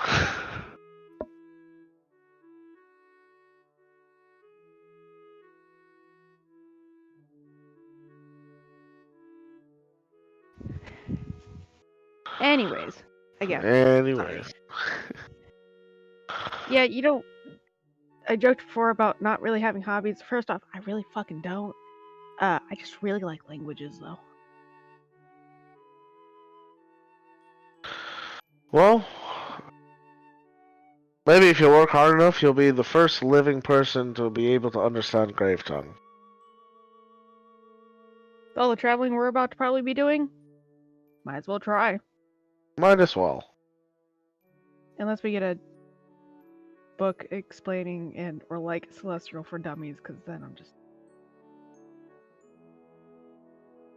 gonna probably just deep dive into that one. But yeah.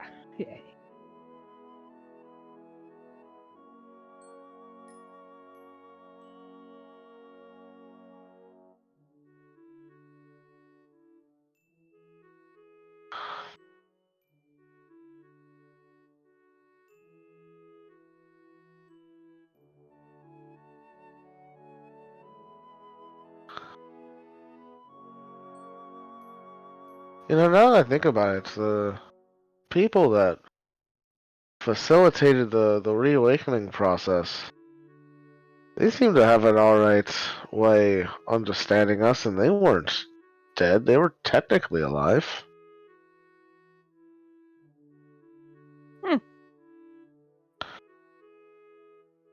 Might be worth an ask if we ever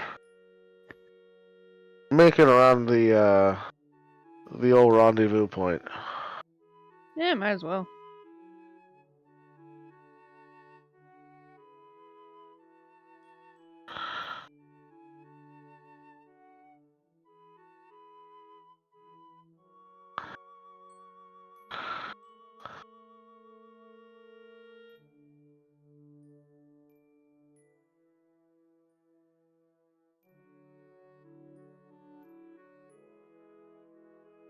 Alright, I can't think of anything else to talk about. Nope. In that Favorite case, color. you all finish your long rest minus Mel, and Mel, you gain your level of exhaustion, and awaken / continue in the morning.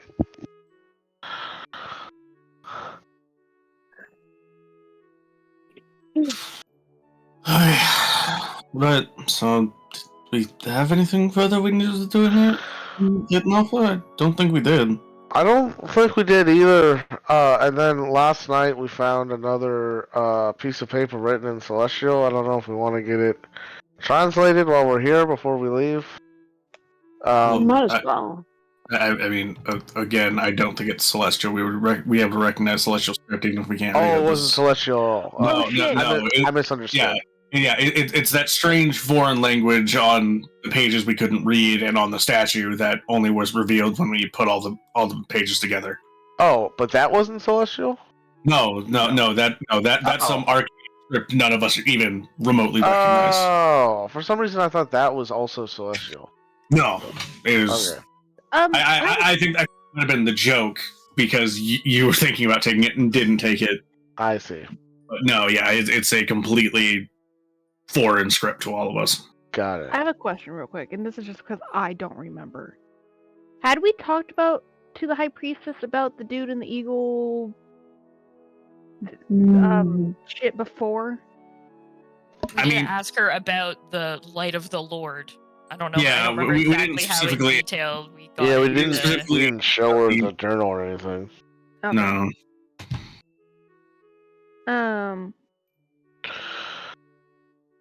The only thing I kind of really want to do before we leave, and it could be like we talk and then we leave, is just kind of see if the High Priestess knows anything about the guy in the eagle armor. That's what it is. Fuck.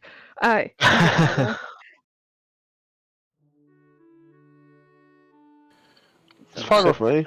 You said you believe that page is part of the journal. So just Yeah, to I show it confirm, to everybody. Maybe Yeah, someone can read it. just to confirm, this page is the same script as the journal. Yes. Okay. Okay, maybe Then, we add it to the journal. yes. Can anyone read it? No. They pass it around the group and nobody can read it. We don't Maybe technically we- have a journal. We just have a collection of pages that we are keeping together in an I'm order. calling it the journal. Yeah, I'm yeah, I know. I'm calling- just saying that like we can add it to Yeah. our page collection, but Yeah. Yeah, When- it's more of just like, yeah, I got you. When we combined all the other pages, weren't we able to then kind of read it? You were able to read a page each Okay. that you right. had on your person, and then when you combined those 7 pages, you were all Then- able to read them. Alright, So okay. it's entirely possible this is a different anthology altogether, and we need to find all of those pages to collect them before we can read them. Yeah, Or since none of you it can is. read this page, you assume, based on that you would need to get another collection of pages before you can read them. Oh, there goes my idea. Yeah, I mean, it was a good idea. Just like see if it like fits into the journal somewhere. Just like adds on to it. Yeah. But it seems this is, though the same script, it's a different chapter. I guess I don't know. It's entirely possible, yeah. We just go around town looking for random scraps of paper. Was this Assassin's Creed 3? 3, it had the paper. Yeah, yeah. Collect all 100 pages for nothing. For a congratulations. Because I told you to. Because you told me to. Congratulations, you're a winner. Congrats. Well, what? Well, how about we go talk to the priestess lady, and then while we're walking through town, we'll keep an eye out for any loose pieces of paper with ancient arcane script on them, and then we'll know whether or not there's more pages. Yeah. Hey, by the way, are my spookies back to normal? In the morning, yes. Cool.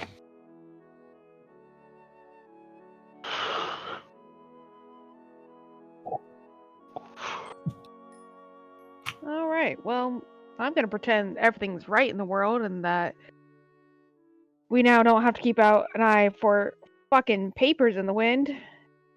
Yeah.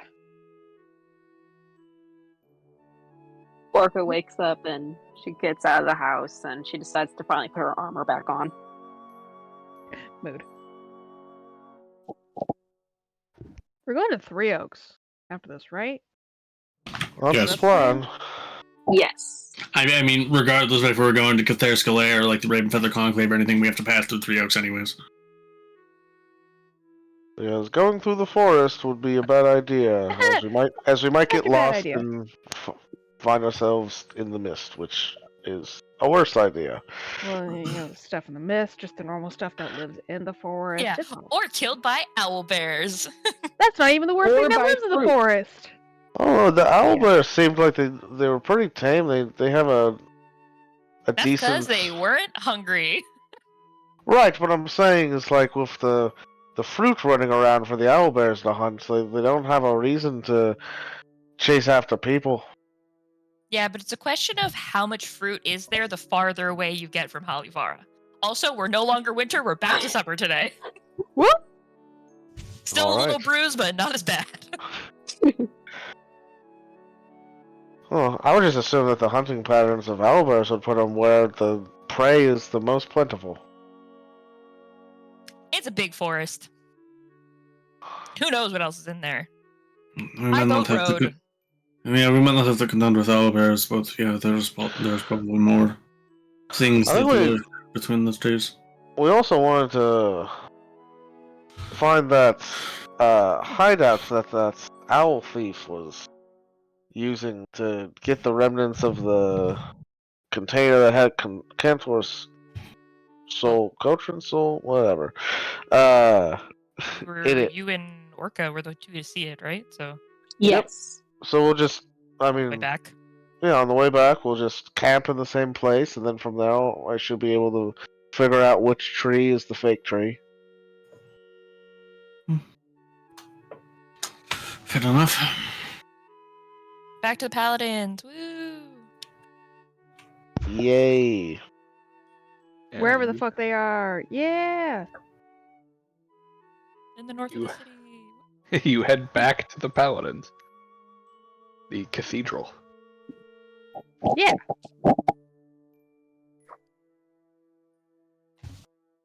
Where's your Uh, priestess at?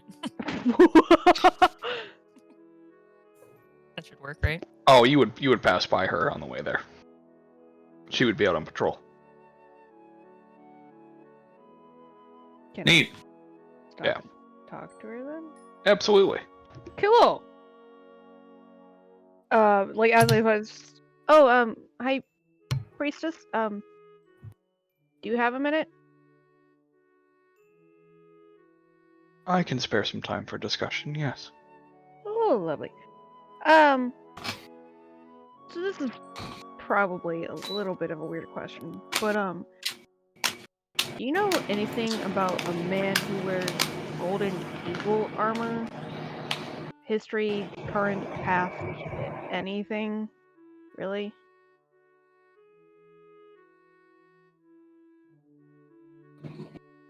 She takes a moment to think about it.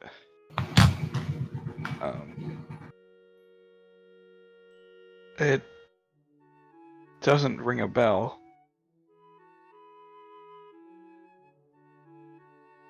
Mm.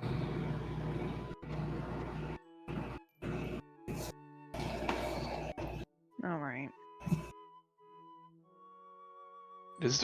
What is the importance of this person?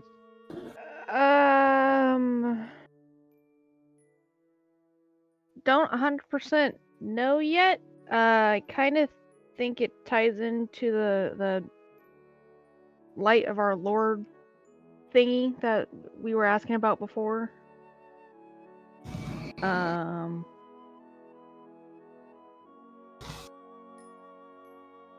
Yeah, he seems kind of. Yeah. Interesting. If we come across any information on this person, I'll be sure to inform you any way that I can. Oh, well, greatly appreciate. Thank you. Of course. Did you catch her almost calling the evil dude fucking stupid?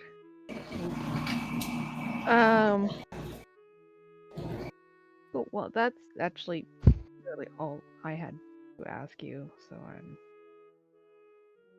have a good patrol. Of course. Blessings of light to you.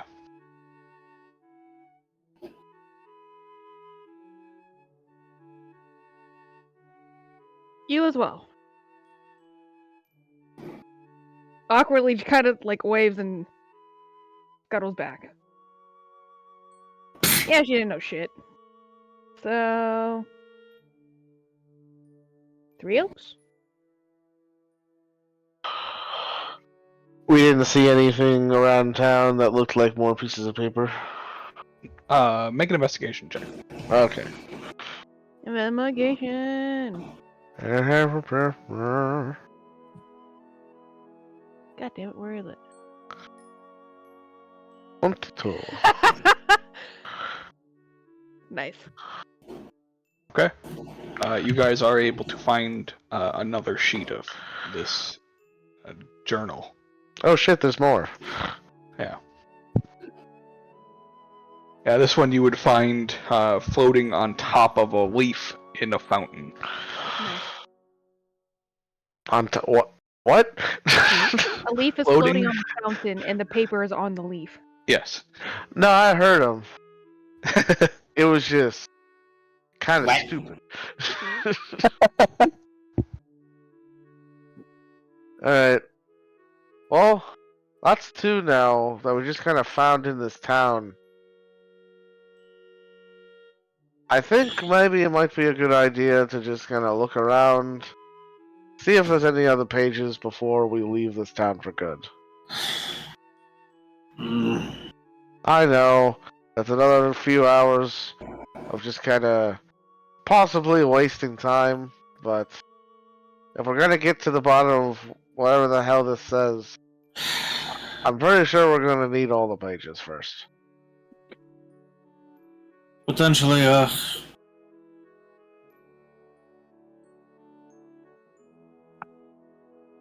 Alright, I know. gang, let's split up.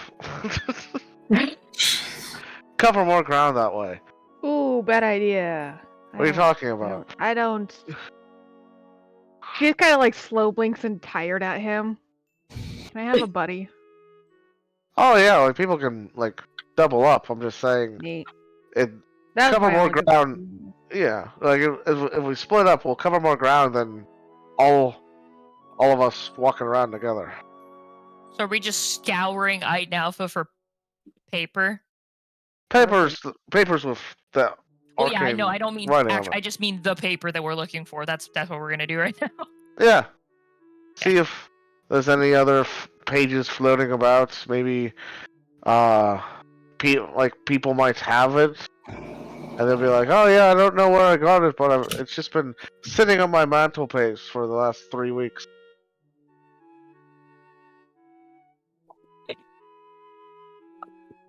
All right then. I mean, we didn't really know where we got our pages. They just kind of showed up. So maybe the same thing happened here. Just maybe. start looking.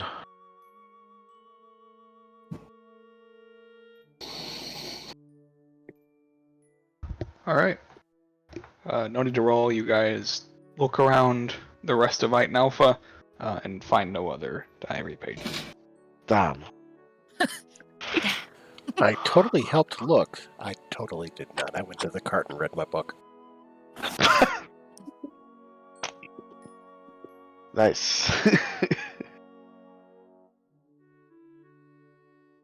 We all regather back at like the farm, I guess, and we're like, nothing, okay. Oh shit. Off we go. Well,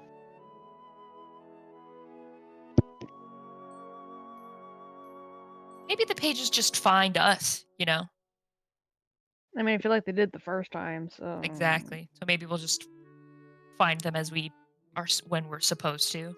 the pages want to be found. Boo. I use prestidigitation to make spooky music. Dun dun dun.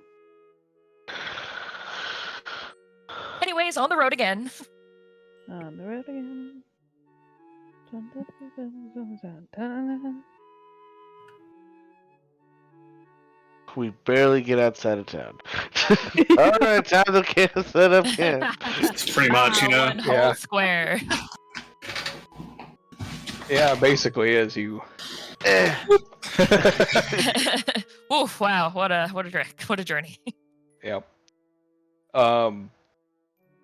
Let's see here. I'm wrong, then. Okay.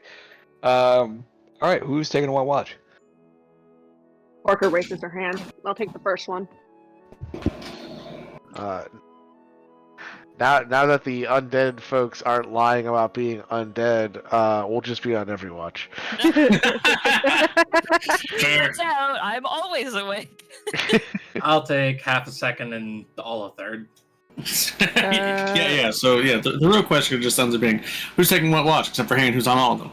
I'll take Well, one. Haynes on all of them, Trig's on all of them. Technically, Cantor's on all of them, isn't he? As well, he's always watching. He's Technically, yeah. turned off. Always watching.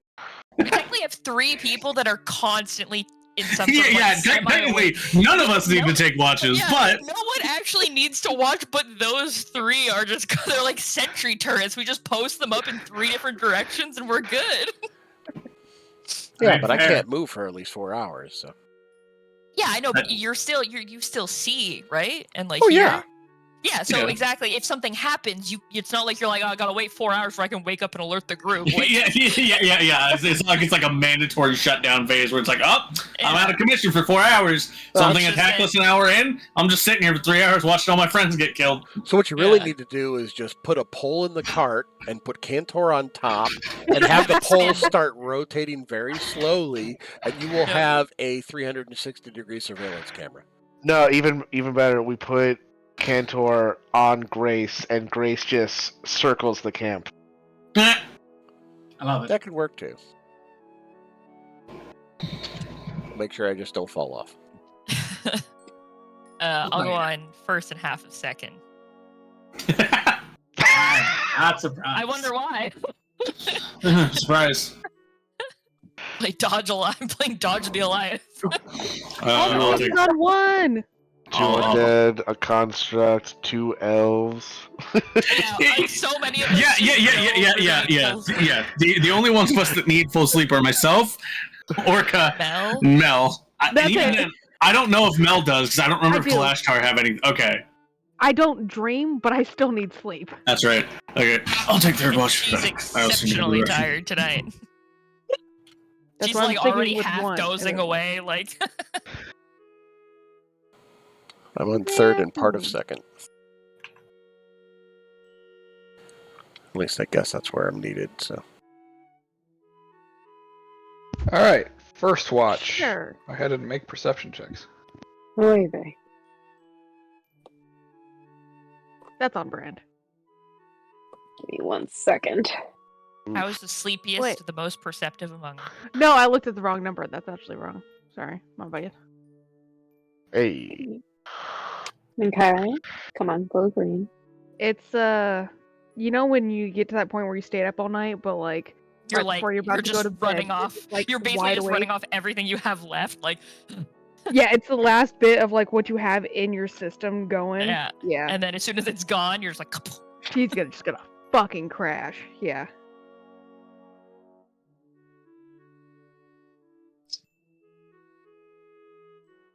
So I see very little. It's fine.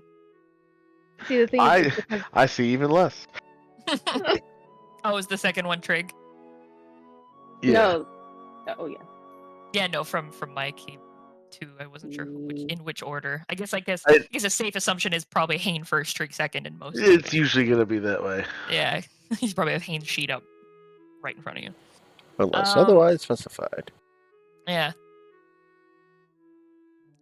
Red's just like laying on her. She's laying on her stomach, and she has her head, just like her chin is resting in both of her hands, and her legs are just like kicking back and forth as she watches Orca.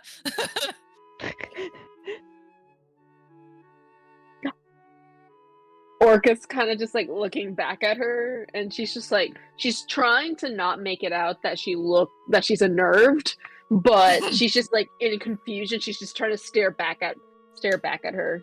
Like, I don't know why we're doing this, but I'm committing. She's like, eventually she's just like, so, where did you meet? Tall, dark, and flamey. fiery. We just happened to cross paths when I was passing around the flyers at the talent show. He flirted with me. I didn't notice, and then we found each other again. You didn't And notice. I didn't notice. How could you not notice that guy flirting? He was practically waving a flag that was like had your name on it. I don't know what to tell you. I don't really have a lot of experience with Mel at this flirting. point is sitting next to Thedictionary.com. yeah. As soon as you pause, I was like, she is not talking about Orca. Nope. She's next to her. She's not laying down because she'd be out if she's laying down. Yeah. But she's just like sitting forward, and her feet are just like tapping, like also Mhm. interested in like what's going on. Tell me, interested. Well, what did you think? Did you I'm want so to say yes? I'm so sorry. Can you say that one more time? The internet cut off. What did you think about Tall, Tall, Dark, dark, and and Flamey? fiery. I mean, I didn't spend a lot of time thinking about that, but he was attractive. If you saw him again, would you say yes? For a date? What was that? If you saw him again, would you say yes? Would you say yes to a date? I don't think so. Ugh. Ren just like drops her head. She's like, "What do you mean?" Is there someone else? Is there someone waiting for you back home? Oh, he's dead. Wow, we're assholes. It's well, fine. hang on. It depends on how long. Because if this is recent, then yes, we're assholes. But if this was a long time ago and you're just kind of pining for someone who's never coming back, that's very rude. I'm sorry, but true. You know, you're not gonna live forever. It was about a year ago. Ooh, okay, I take it yeah, back. we're My bad. assholes. All right, yeah.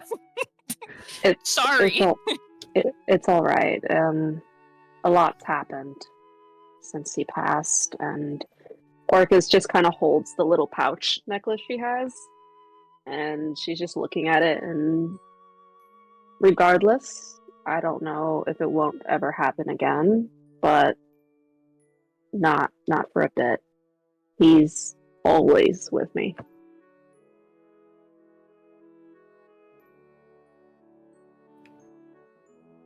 Ren just like gets up and like scoots over on her knees. She like gives Mel a little like kick with her leg as she like goes by and sort of like gestures towards Orca, and then she comes over and just like hug. Orca appreciates the hug. She doesn't go out exactly to embrace her as well, but she definitely like kindly pats her on the back. Mel doesn't get much further than just like hugging her legs, but like the point is there. Mm-hmm. Yeah, she just lightly pats her and she says thank you, but I'm fine. It was a while ago. However, what did you think of my dance performance? I feel like I made a point. I made a statement. Statement would be the word. I don't think I've ever seen it before. Well, that was a popular dance we used to do back home. You know, I never did ask, where are you from, Orca? Yeah, I was about to say the same thing. Where's home? Orca kind of just looks at them and says, it's somewhere hopefully we'll never go back to. Okay, and that's somewhere being where. I really am not. These half answers everyone's giving about. Oh, you are not one to talk about half answers. When you ask a direct, it's just not working for me. Excuse me. Every time someone has asked me a question, I have given a direct answer. What's your name? It's underground. You live underground or lived underground?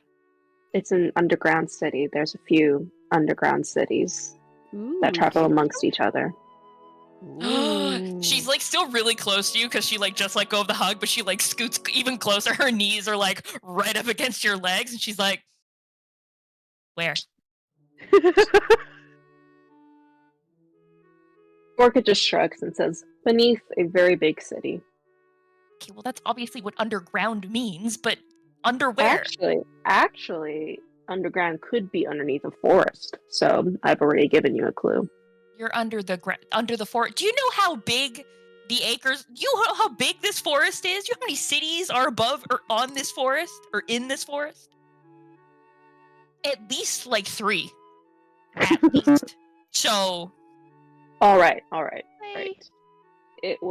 My city was beneath Marseilles. What? Yes. That's like a different forest. This not even this. Technically, Marseilles isn't even really in a forest. It's like next to a forest. I said it was under a city. And it's beneath Marseilles. And just like flops over way too dramatically. I've never heard of a city that's under Marseilles. Yeah, is it your mom or your mother or your ma? Which one? I don't remember. From there? Yeah. Mother, yeah. Mother. What? I've only been in Marseilles myself for a few days. So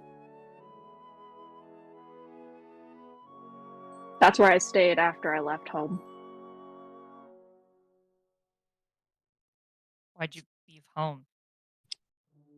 If that's too personal. Wait, hang on. I've gone too far. What's the name of the underground city? It's called Frenzy. Ooh. I'm sorry. Did you say fancy? Frenzy. Frenzy. Oh, frenzy. That's somehow better and worse at the same time. Yes, Is it frenzy in a was- bad way? Is there a depends on good how you look at frenzy? it. There's good kinds of frenzy, but we're not getting into that right Oh. now. Good I ask. Depends on who you ask. Well, I'm asking you. Yes, it would be bad for the mortal members of this party. Cool, that's ominous. So you're saying, and I like glance over at Hane and Trig, and I'm like, you're saying like they'd have a fine time? Orca just looks at Hane and Treg, kind of just like thinks in concentration. I don't think the people in Frenzy would know what to do with Hane or Treg. Okay, so when you say the mortal people wouldn't have a good time, what are we talking about? What's the other side of that coin look like then? Who's having a great time in Frenzy? The people born to Frenzy. You just like look over at Mel with just like this bitch. This is the epitome of like every small girl. Hello, Robot Krista. That was scary. I was no longer I'm sorry. welcome. No, it's So- okay. It's just you buzzed out, and I was like, oh. I was just saying this is the epitome of every small girl like sleepover right Yeah. now. And then Hane and Trig are just like, yeah, we're Honorary here too. girls. We're completely ignoring them. Yeah, no, this is girl time right now.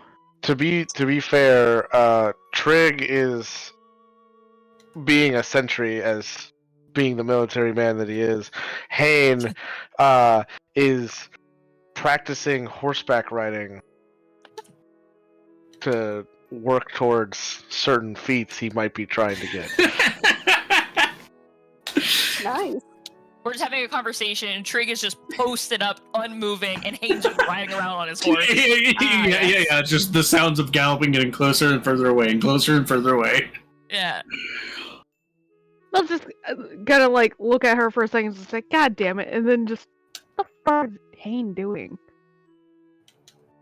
He's doing something. You I didn't even know he had a horse. Yes, Grace. Well, I mean, like, obviously I know he had a horse because we saw it at the show, but, like, where'd the horse, like... Ghost Oh. Was it Who his knows? horse, like, before he died? No, he's And then the horse died, too, and he brought the horse with him? Poor horse. That's a great question, actually. Or what if the horse, like the other horse we saw, is actually a druid who died as a horse and is now And just- trapped as a It just ghost doesn't horse? remember, and is just Yeah. ooh, maybe Yeah. There's some layers. there Can- are. Yeah, Kentor is really trying to resist to doing the face palm right now. The plushy palm? Yeah, sure. we know we're talking bullshit, but we're having fun with the theories of it. It's fine. What happens? Well, regardless, Sleepovers, man. I left Frenzy because I was no longer welcome. Are we talking like? Like, did you do something bad, or did they do something that you didn't like, so you left? I may have done something. What did you maybe do?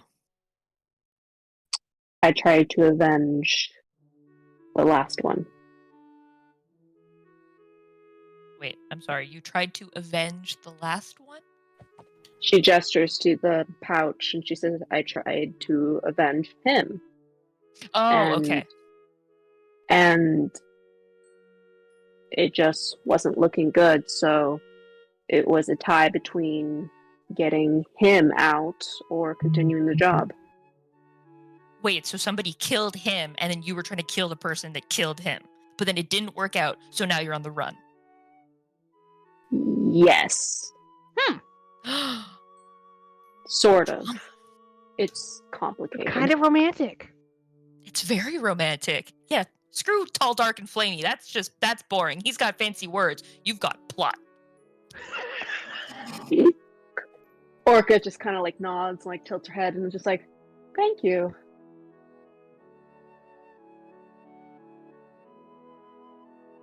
So how do you mind if we ask about you and him? No, Are you I trying to don't. bring him back? Is that why you kept him? Ooh. No, I'm not.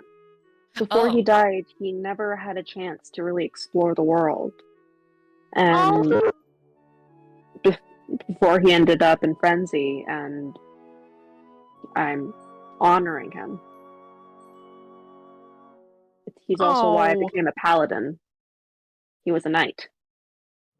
I imagine that both Mel and Ren are just holding each other's hands now, and they're just like, oh.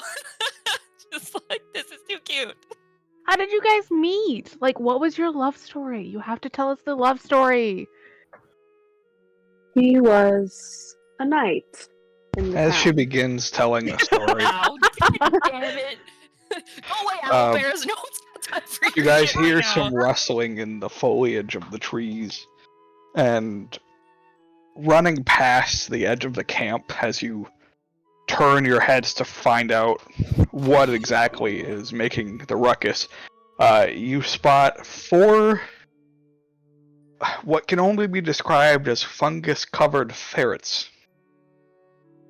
Oh, As they forest ferret. sprint through the edge of your camp, stopping briefly to look at you before bolting back into the trees. Yeah. Go away, you mossy rodents. They look at you and make bass boosted ferret noises. Hey, leave the forest ferrets alone. They're sweet. I did. That you don't see that every day. We're not going to follow them, right? No. No. Good. I'm Unless one of glad. them was like shiny and gold and was leading us, to the end of a rainbow, or maybe, but No, It'll be a hell they're of a just ferret. creatures of the forest. You know, it is Lovely. weird that they're kind of over by the road, though. they're Sounds not like a running forest from problem. something, right? It didn't seem like they were running from something, right? I It did No, not. did it seem? Oh, No? okay. Okay. Just double checking. Before we completely write it off. go, yeah. I sort of like look over at Trig and I'm just like, he doesn't seem alarmed, it's fine.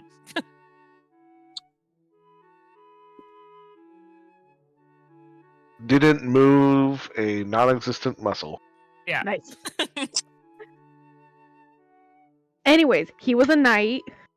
Mhm. He was a knight in You my were? city. Frenzy or another city? Frenzy. Oh, okay. He came to my city a few years ago, and he rose up in the ranks in knighthood pretty quickly. He was almost a prodigy. Sorry, Oh, just real wait, quick. wait. Yeah, okay, you go. I was just like, wait, I thought you said that only people of Frenzy are really welcomed in Frenzy. So where did he come from? That was my follow-up. Who comes to Frenzy? Because it doesn't sound like the most welcoming of places. It's not, but theoretically, the people who come to Frenzy and are the people, like, it's basically only those who really belong in Frenzy come to Frenzy. But So who like belongs So- in calls Frenzy? to you? Yes. Oh. Yes. We're too invested. We both You're scoot forward more and we're like, okay.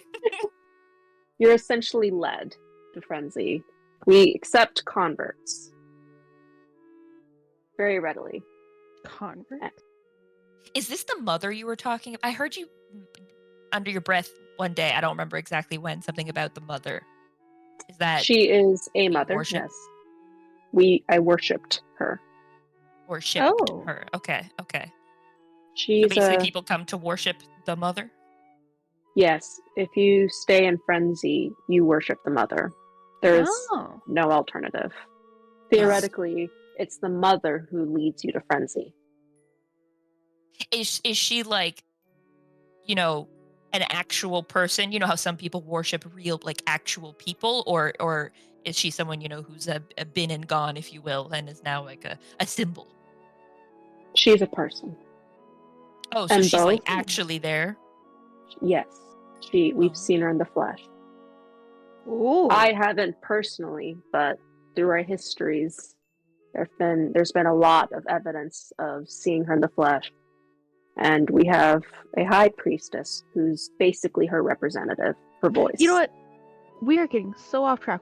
Love story. Love story. Yeah, sorry. I get. Sometimes you need the details, and I was just curious. So yeah, okay. So people are called to frenzy because we wanted to know where he came from. People are called to frenzy to worship the mother. It's the mother who calls them. He became a knight, ascended knighthood, and then you met. When? How? Yeah. I happened to be walking around with my family. We happened to make eye contact, Ooh. and we didn't speak very much at first. It was more small glances from afar. Oh. Oh my god. It And was love at first sight. I suppose I don't even remember when, but at some point we started speaking to each other, and then it just became as natural as breathing. Aha! He's like grabbed Orca, and she's kind of just like, not like just like the kind of like over dramatic like shaking back and forth, just like, oh my god. Keep going, keep going, keep going. It was very secret. We never kissed. Except for, the one time, but no one saw that. We didn't even hold hands. We just exchanged letters, and it was like this until I was due to marry. But not him. No. There was an arranged marriage. But she was in love! Ah! It's forbidden. Orca just kind of Romance. blushes. Orca just blushes and puts her hands in her face in her hands. Oh, you sneaky girl. Keep going. It was an arranged marriage, but it was a choice as well because But the vast before, what? it was a choice before, him. You made the choice, the arranged marriage was a choice you made before him, right? No, Or- it was after. Oh. I don't mean after his death, after him and I met, if that's what you're asking. Oh, okay. Yes. Knights are forbidden to marry. They give their life to the crown. It's the way. And it just couldn't happen. I was arranged to marry, and the vast majority of candidates were incompetent to the highest degree. So I chose the one that I could actually have a conversation with, and he was a bastard, to say the least.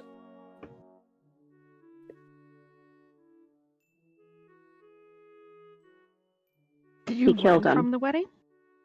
He Was killed it dramatic? him? Wait, your husband to be killed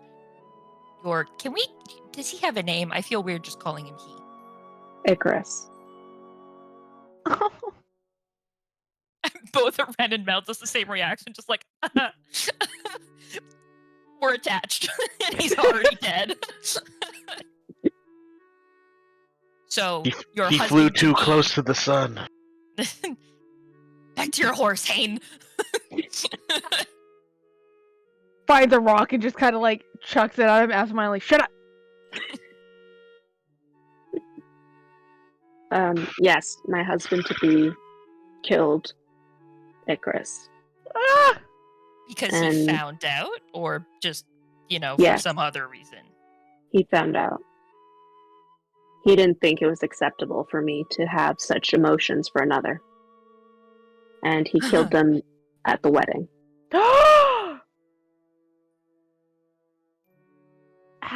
wedding? I'm In sorry. that Did moment- he invite? Wait, sorry. I just have to pause real quick. Did he like invite himself to your wedding? Because that just seems like putting yourself through a world of hurt for no reason. Or did he have to No. be there?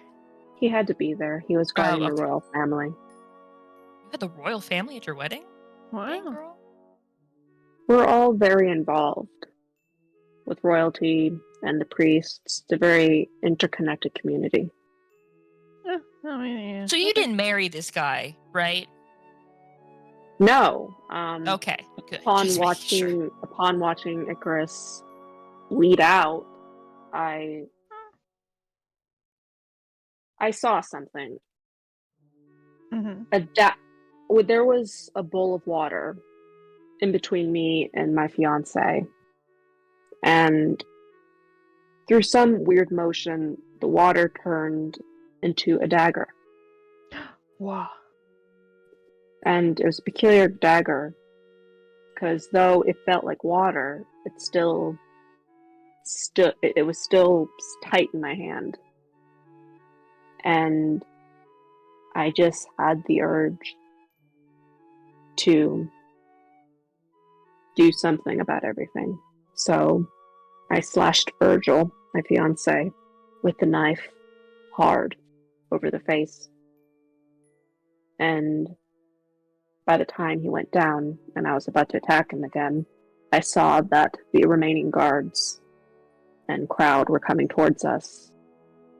And since I'm a water genasi, we had tunnels formed all throughout the city in secret places filled with water, so I can go from one place to another. I took Icarus's body into one of these tunnels, and I made it out of the city. Oh. Red and Mel, their hands held, they're now just like, they're like squished, like arm to arm next to each other, just like leaning in, intently listening to this story. Yeah, they're like holding on to their arms. Mel's like on Bluebell's. I'm just going with Blue. Fuck it. Shoulder, like, aha! I give her a pat. I like give her a pat on the shoulder, like it's okay. When we made it to the surface, I burned Icarus's body. I kept the ashes, and I started my journey. Ren secretly adding Virgil to her fucking hit list.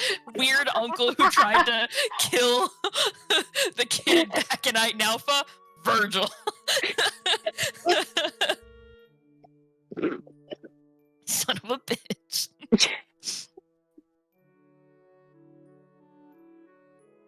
So, yes, that's how I left.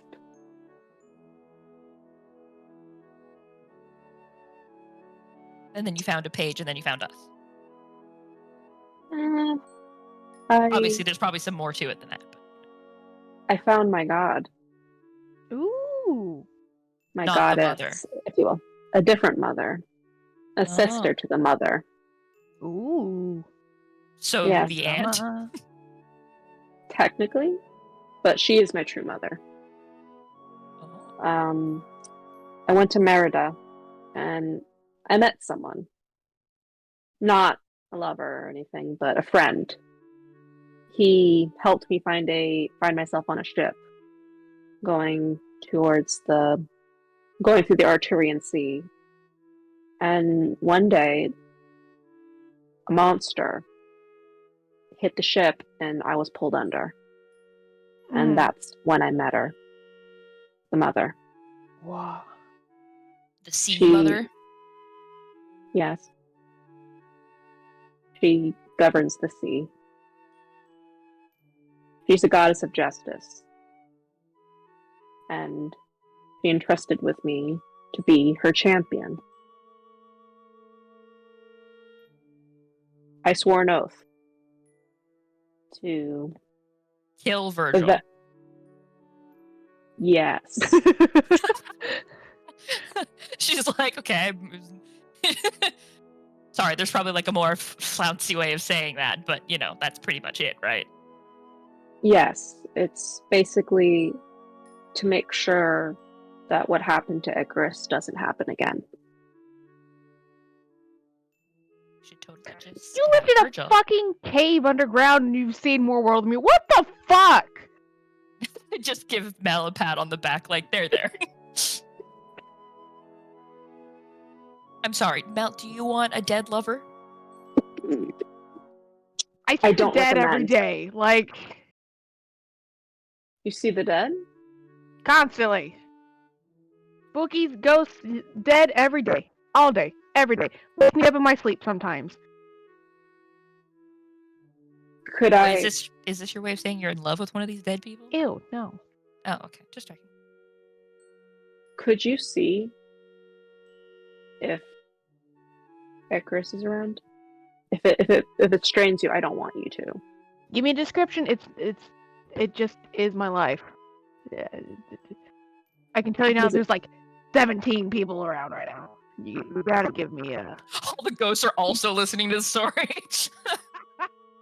Orca looks around, just like imagining an amount of people, and then he is a tiefling with red hair, red skin, black horns. Is he around, God? Nope. Yeah. New goal, sorry. keep an eye out. He's probably with the mother, the first mother. Under her breath, Ren's just like, that mother sounds like a bitch. Just like a subtle elbow from Mel. Stop it. What? The mother of blood is No, very I'm benevolent. sorry. Sorry, what? Oh, run that one back. The mother of what now? Blood. Who's being called to an underground city named Frenzy to worship the Mother of Blood and thinks to themselves, yeah, this seems like my true calling in life? The mother of blood commanded that Frenzy be a matriarchal society. We have queens. You don't have kings. The Well, beginnings. congratulations to them, but that doesn't make any of this okay. Just because it's women doing it. Like, I support women's wrongs, but this is wrong. Do you even know what the mother of blood means? Or I do you can just... make some assumptions. Mother of blood. The mother of blood is a goddess of the people, so to speak. She's a goddess of the bloodlines that run between us. She's everyone's mother. That's why we call her the mother of blood. And I appreciated her worship. She was not meant to be my mother, but she was a good mother. That's well, fine, and dandy. I'm just curious about how someone leads their life and then all of a sudden finds themselves again in a city named Frenzy, worshipping the Mother of Blood. It just doesn't exactly scream rationale. I'm not religious. We don't do. We don't do what? Sorry, you roboted. Religion. Yeah, babes. Religion? Yeah, I think that's what's catching us up. Yeah, we don't so much. Well, I guess we kind of worship in the Feywild, but it's a little bit different. So it's not. I think it's just a matter of. It's just societal differences, if you Of course. will. After Religious all. differences, upbringing, religious upbringing differences.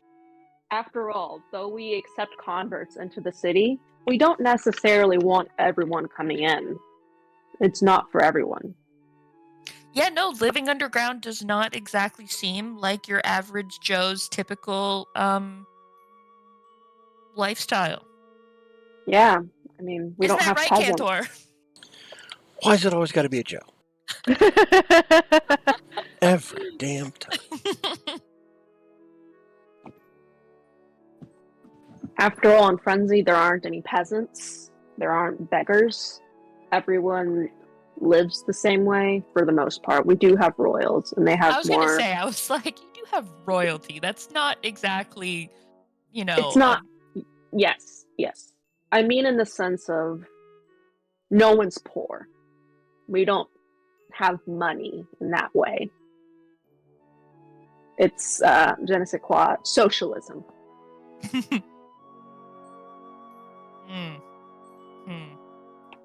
With monarchy. Yes, Mhm.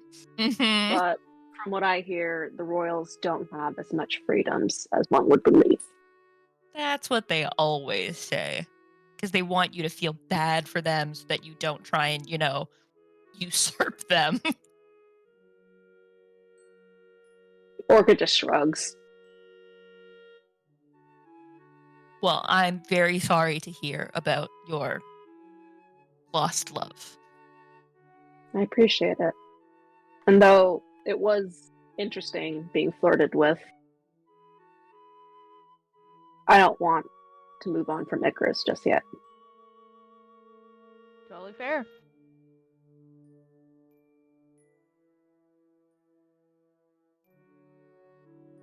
I carry him with me, you see. After I burned his body, I took his ashes. Only he's forever with me.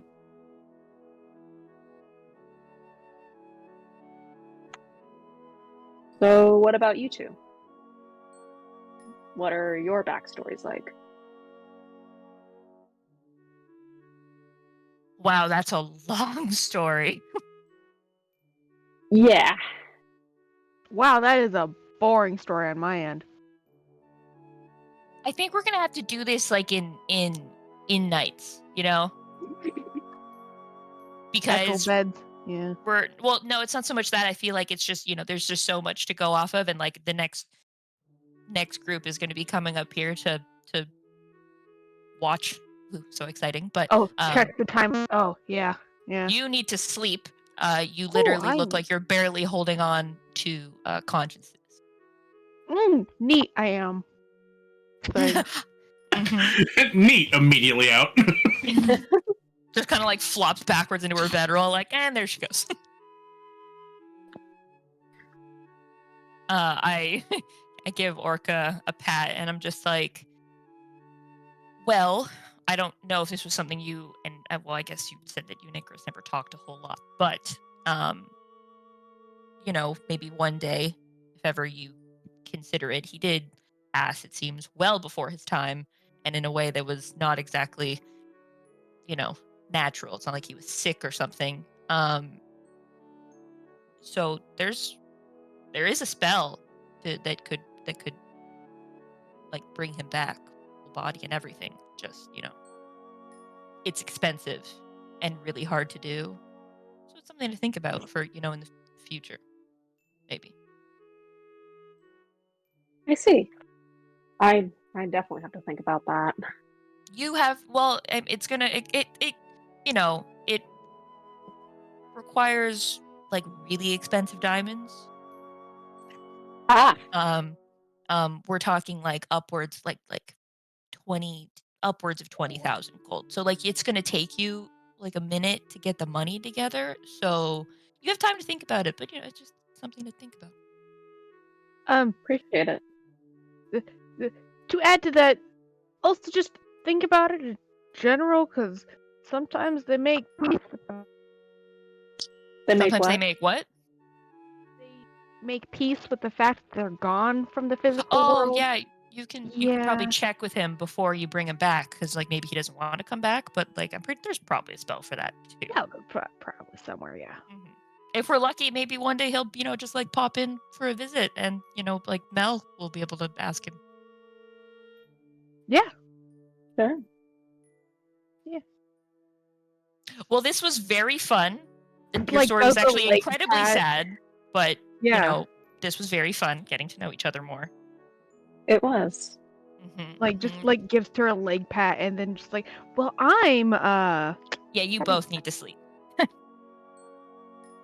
Orca goes to lay down and she just has a hard time falling asleep. She's just thinking and thinking about everything.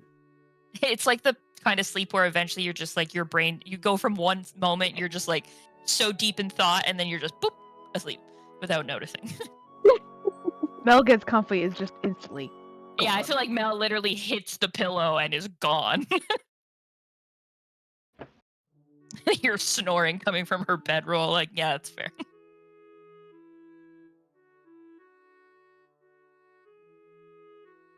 as Orca is laying there, Trig will walk up to Orca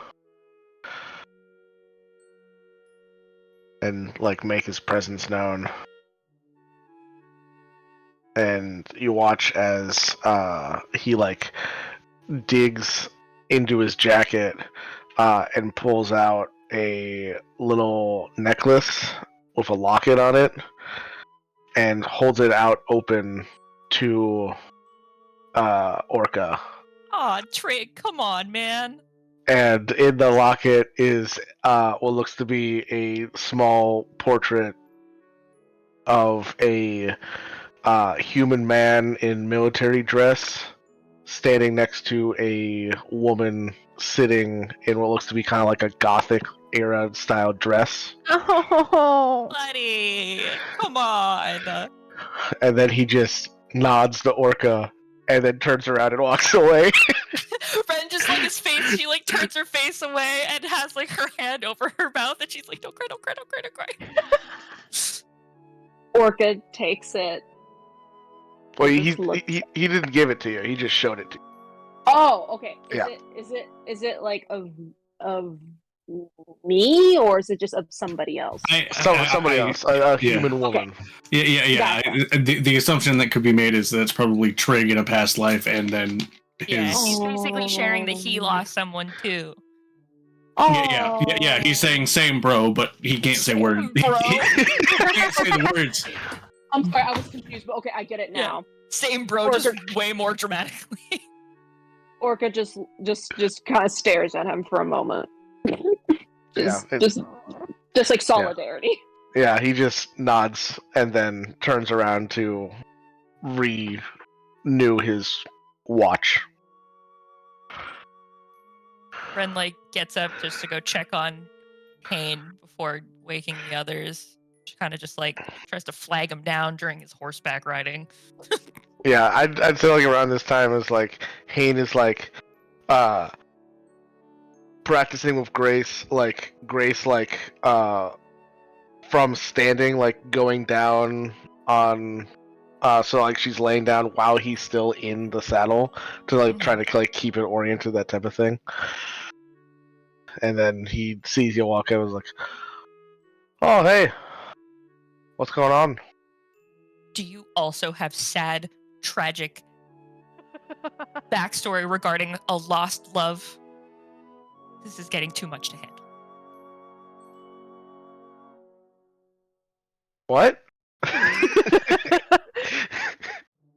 Orca had somebody and then he died. Well, he was killed at her wedding to another person. And then we finished that story, and then Trig just walked over, and you see that Ren is like kind of crying, and she's just like, and then Trig walked over, and then he showed us a locket, and it was so sweet, and I'm guessing that was probably like his wife or something. And this is just a lot. Do you have somebody too? Is Grace like a druid, and she was actually like your wife, but then she was a horse, and then she died, and now she's stuck as a horse? Easy. and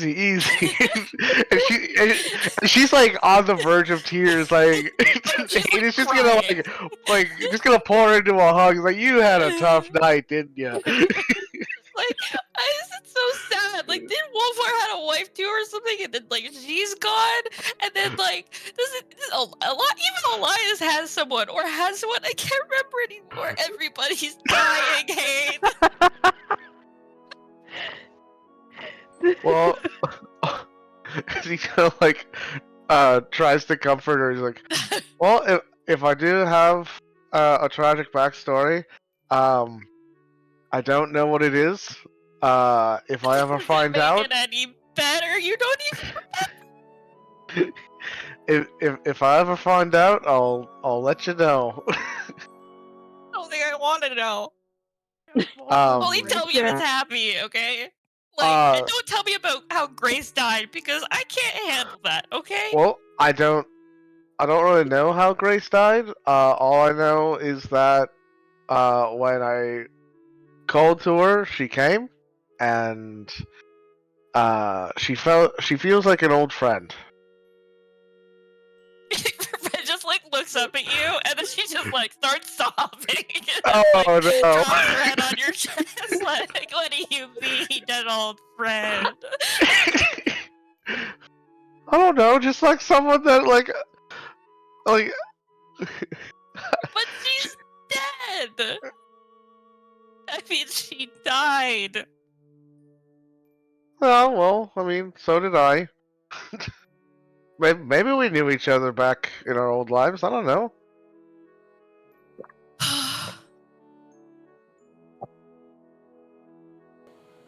Poor Bluebell. Or Poppy, or whoever you are. Emotionally scarred by others' backstories. Do you have a sad backstory you might want to get off your chest? I mean, it's sad, but it's not that sad. I mean, like, nobody died.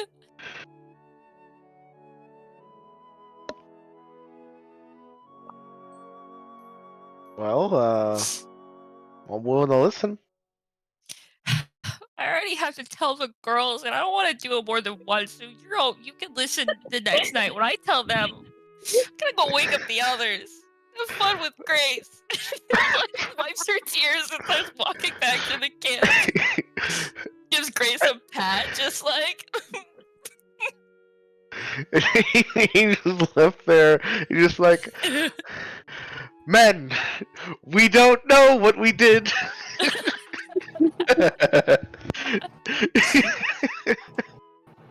I go and Yeah, like, Elias just second walks up and he's like, "What the fuck was that? Why is she Well, crying? no, you're still sleeping, buddy boy. Not Yeah, if your watch is up. You said you were there for all of first and then half of second, Yeah, which and means I'm going to coming wake in. up. I'm going to wake up second, so you're at the second half of second. So you're not awake yet. I'm going to wake up Wolfheart. Wolfheart's on third. Oh, Wolfheart was on. I said Okay. I was on third, but I don't think everybody- anybody wake took second by itself. Yeah, I think nobody all the took people second. on second I was were gonna say, I was already like, I on don't the know. ship. halves. Okay, I thought somebody was on second, so I thought I was going to wake Yeah. up the person who is taking second. So yeah, I'm going to wake up Elias and Wolfheart. Yeah, but that's after the crying, and so you you've would had not time be. to compose yourself. Yeah, exactly. Yeah. Because God forbid Elias see you crying. I mean, her Oh, tear yeah. eyes are definitely going to be like puffy because crying, but she just like wakes up Elias and she's like, "Watch time," and she looks over at Wolfheart and she's just like, she like shakes him awake and she just doesn't look I at haven't him. wake him up yet. He's on third watch. Yep. God damn it! So yeah, you're just Can't waking do up me. anything. I wake up Elias and I'm just like, it's time for watch. I picture Bluebell just like kicks him in like the shins and then walks. Like as she's walking She just by, shakes doesn't him even awake. stop. It's basically just a grab on the shoulder and she's like, "Watch time." She walks over and like curls up next to Mel. Prestidigitation. Elias kind of ear starts to drum. ask her a question, and he's like, "You know what? It's not fucking worth it." And he just Yeah, walks Mel- over to Hayne. Wake up just like to make her feel better. She's like not even fully awake. She just reaches over, like pat. Like, I sense sadness. Yeah, it's just like there, it's okay, and then just like cuddles her and it's fine. Yeah. Why are you roboting so bad? Are you and Josh to the same place? Well, yeah. Well, Josh is hardwired in. Krista isn't. Oh, right. That's right. I forgot about that. Well, yeah, and Josh, we have to remember, Krista is a plant witch, and plant witch and technology don't. Also true. This has been a That's problem. hilarious This timing. has been a problem with Krista, please Krista forgive ever my since we foolishness. started playing D&D. Oh, before For about a year. right after Ren was talking with Hayne, she said she was heading back over to start waking people up. Cantor would actually stand up, look over at Bluebell, and say, "Do you need a hug? Because I can give you one." No, it's fine. It'll just make me cry more. Because you're dead too. She goes over to wake up Elias. Oh my god.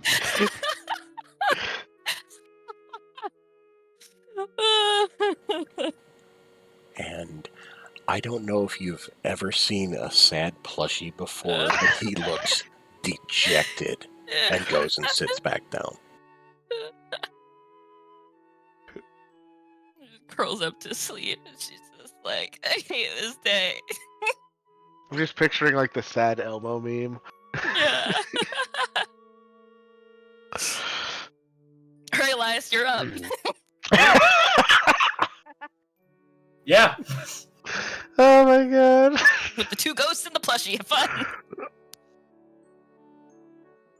I don't have so much it's like to half a do for ghost. conversation, so Hane and I will spend this time with me beginning his lessons about the use of exotic weapons. Yes. Wow. 180. It's like, oh, she seems like she's having a bad time. Ooh, fancy knives. I was like, all right, so when you're working with this one, you want to really watch the counterbalance. It's literally just the women folk are gone. Pull out the knives. Yeah. Oh, Jesus. No more of that emotion shit. Just shiny. New ways to stab him. Yeah. Girl sleepover compared to men sleepover. Deep emotional trauma, and then on the other end, hey, look at this new gun I found. Oh man. I got like 3 new knives. Watch out, you'll stab yourself. Ah, shit, yeah, I did. Oh, that's so funny. Whew. Yay, teaching. Yeah. Oh, yeah, sorry. Oh, I forgot to... Let me make my perception check, too. Alright. God Wait, damn. why is that an advantage? Oh. That's supposed to be an advantage. Because you've had yourself set an advantage and never turned it off when you made a check. So it's a 14. 13. 13. Oh, 14, yeah. Yep. Wait. No, 13. 13. I can't 13. math. 13. Yeah, plus 2, Minus minus 1. Total plus I 1. did a +1 and a -1 and a. I just added too many numbers. Yeah.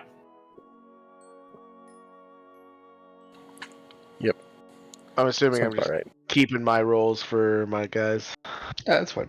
Yeah.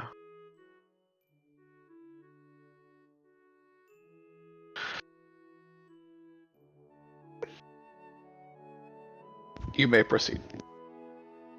Well, I didn't think we were There's gonna not like. much, Yeah, there's not much role playing in it. It's just like Oh, we talk about weapons, and Okay. that's it. Yeah, I teach him things. Yeah. So, rest of the night goes off. No encounters, no ferrets, nothing. You all gain the benefits of a long rest. Whoa! What if Wolfgang wanted to talk to them? Or sorry, Wolfheart. I keep Wolfgang. saying the wrong name. Oh yeah, I suppose. Yeah, we can go Yeah, to watch 3. Mr. I didn't forget Amadeus about that. Mozart. Yeah. It's just because I've known people actually named Wolfgang, and I keep forgetting Yeah. it's Wolfheart. Plus, he speaks with a German accent, which is not helping. No, yeah, fair. That sounds like a you problem, huh? Yeah, that checks out. Nice. God, my knees hurt so bad. What'd you do? Exist. That's fair. Yeah, no, I've got shitty knees too. So. You reach that magical age of 30 and everything stops working. Yeah, no, my knees stopped working at like 22. I'm like, I got old way before my time. It wasn't even fucking fair. Is this in or out of character? Out of Yes. character. Yes. I Fair have no enough. leg to stand on because by 30 I'm just gonna be dead. Probably. Don't say that. That was depressing. Rip. Nobody liked that. It's not everyone hated it, just Partner. nobody liked it. Nobody likes that. All right, Wolfhard, bring up the mood with you and your knees.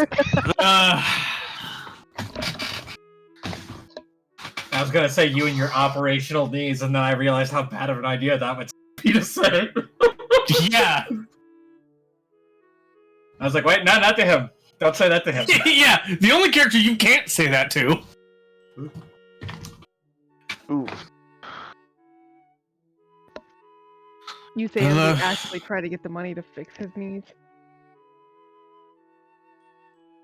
I like how the assumption is his knees when he's explicitly I know. stated both of his femurs were reduced to pebbles. Yeah, No, we know, but I was just gaffing. I know. needs. It's just funny that that's the through line when he's already explained the injury is not his knees. Did you say pebbles? Oh yeah, his femurs were basically pulverized. Oh. You didn't even get the relief wait, of you them don't being have a dust. head. They had to be pebbles, which would hurt worse. Yeah, he was laid up for like a year and a half. Anyways, I like that lead off. You don't have a head. well,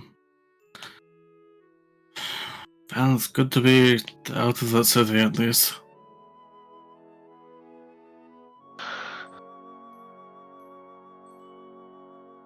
You don't seem to like towns, do you, there, Wolfheart? It's not that I don't like towns. So the towns don't like you? I completely understand. No, His not. problem really lies with city-states. It's more of, and nothing against the people, but the people were the problem.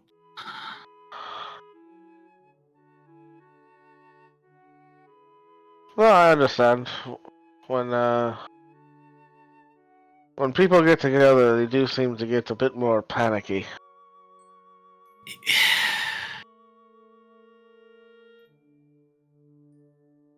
Although I'm not entirely sure why they would be panicky of a gentleman such as yourself.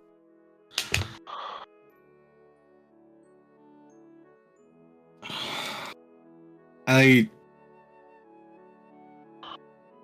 realize I haven't exactly explained some of my history that might make it make more sense.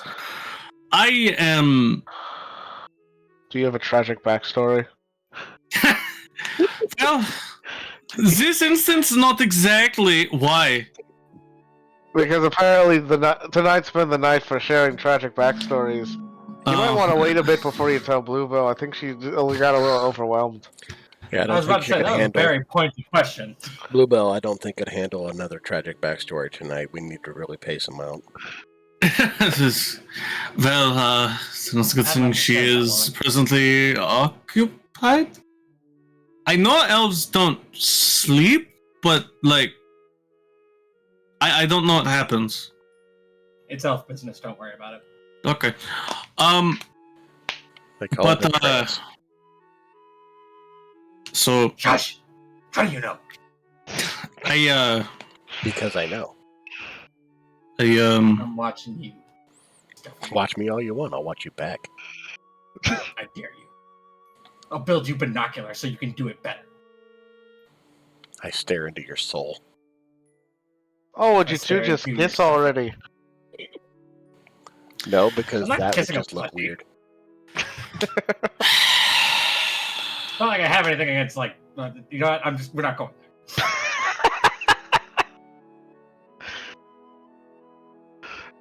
You're saying Wolfheart. I underwent a series of procedures when I was younger to effectively more enhance myself to defend against the monsters that were attacking Solunara. Back at home, such individuals were called the Jaegers. We were the permanent monster hunting force. What type of procedures? Oh, they gave him the Captain America Super Serum. God.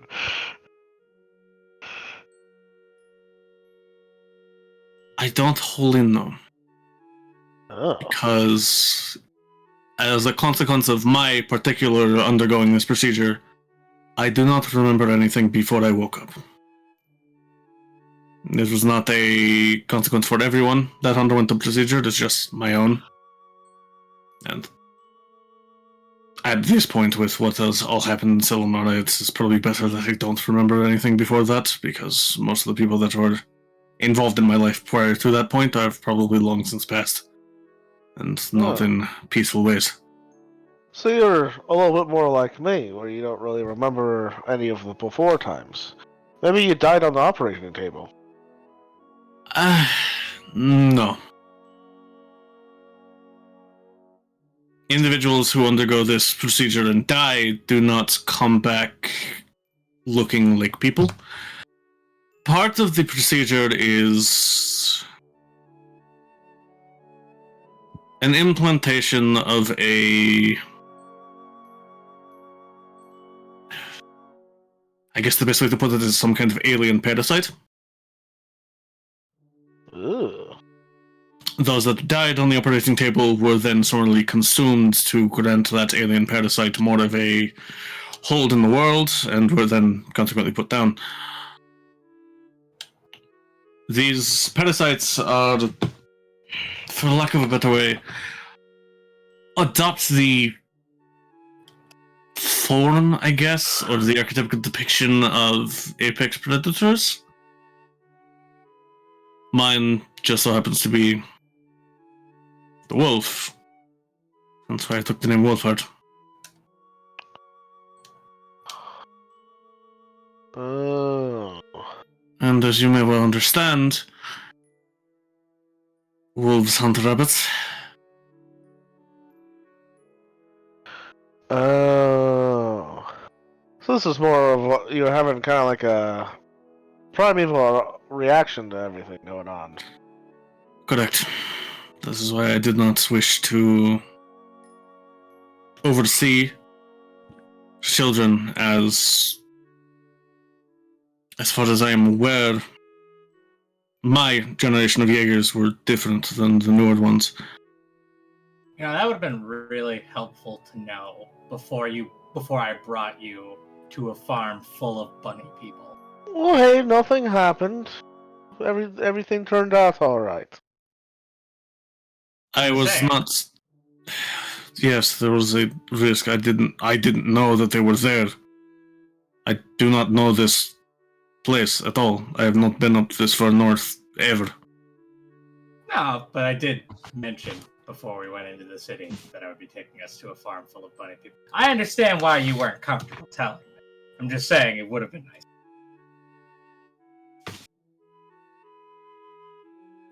I was not overly stressed, I suppose. It tends to worsen when I'm stressed. Oh, it's probably for the best that you didn't spend time with the children then. They can be stressful. Even for people who don't have a bloodlust for rabbits. There are times where a snap decision is made and I will not be myself exactly. Our generation of Jaegers had more of a connection to the things within us that granted us our abilities. And they really ran you guys like dogs, didn't they? I feel like that might be a bit offensive because he just told us that he's like akin to a wolf. We were not all wolven. They adopted many forms of air or sea or land predators. But So that was my understanding of it anyway. I don't know. I was never much on that side of it. I was always just, dropping off the shipments. You would have never known the intricacies of that. The Jaeger initiative is incredibly secretive, even in Southern Ireland. People who've lived there their entire lives don't necessarily know the process, only that the Jaegers exist. Well, I wouldn't expect to. Generally, the reason why people do business with me and my associates is because we don't ask very many questions. But yeah. It was a difficult time, but I maintained control enough. And that was really the long and the short of it. But if we get into conflicts, the wolf may come out while we were fighting. It really depends. The only conflict we've had, we weren't in enough danger for it to rouse, I suppose. And Actually, I had a question real quick. This wolf, we wouldn't be in any danger, would we? I don't think so. Okay. Go ahead, Elias. Oh yeah, no, I just again, I don't have a whole lot of context evidence necessarily, but I did one time when making a delivery, heard some fellas talking about a bad batch of Jaegers. I didn't quite, obviously, I didn't want to pry because that's not generally a good idea on any job, especially not in Selenara. But yeah, whatever happened to those guys? They get that figured out, or was that just a rumor, or what happened to them?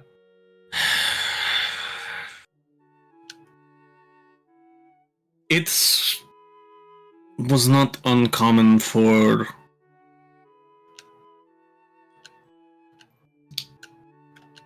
individuals of, shall we say, weaker will to succumb to the bloodlust whispers of their bonded parasite.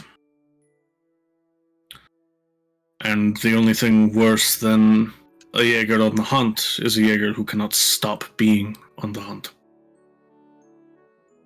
Who no longer recognizes that there's a difference between its prey, between their prey, and those they're supposed to protect. I could see how that would be an issue. One of my own hunting squad fell to such a delusion, and I had to put them down myself. That's terrible. I'm sorry. More accurately, he did not completely fall, but he knew he was going to, and he asked me to do it before he became a problem. And he kind of lifts from under his greatcoat a vial that is kind of like formed in the shape of a coiled serpent that you can see is like half full of ash.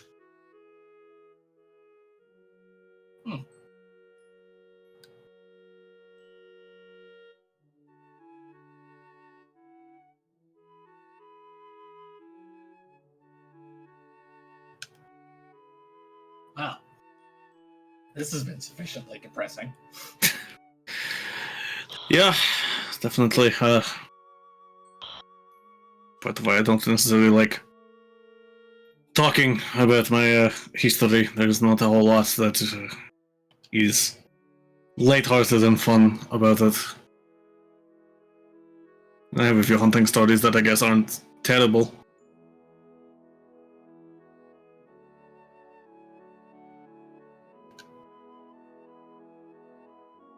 Well, story is a story. They're not all meant to be happy.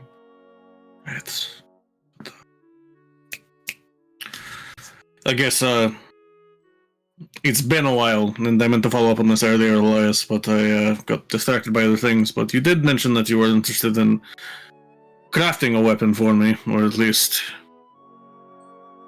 fixing up my old revolver so that it's a little more smooth. Not completely coated in rust. Yeah, I would. Yeah. It's more than that. The grapes went away and all that. It's. I think it only survives out of spite. No.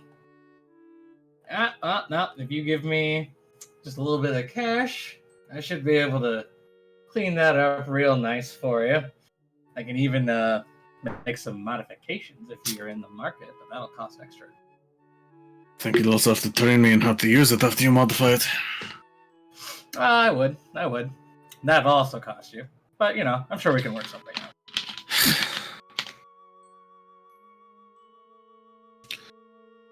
Yeah, well. That's something we can work out later. Perhaps if we can get a little bit more paying work and we can all distribute the wealth a little bit more. Yeah, I think finding more work would be a good idea. I don't exactly like being this light in the coin purse. No, yeah. I mean, I looked for a job board. It's just not a lot happens in that town, I guess. I mean, I guess I can't seem surprised. I mean, they definitely, as per what Elias said, they kind of seem to fend for their own and do their own thing. We might have more luck somewhere else, like, what was that town? Volcanic? Oh, yeah. Yeah, Volcanic could be a great place to find work. They're all hunters up there, so... there's a group up there that works with the Copes. I'm trying to remember what their name is, though. I don't know. It's a group of you might want to be careful because it's more of the bunny people, but it's a group of the bunny people that do a lot of hunting up here in the forest region. They do sometimes venture outside of it, but it's very expensive to hire a Viera to leave the forest. They don't particularly care to do that unless they have to. I mean, the wolf is not mindless. It is intelligent enough to recognize that individuals with weapons, even if they seem more of prey species, are much more difficult to deal with than those without. And surprise, foreigners are surprisingly proficient with pitchforks. Oh, yes. You should see Tubon launch one of those things. I once saw him throw one, I want to say at least about 50, 60 yards. It was pretty impressive.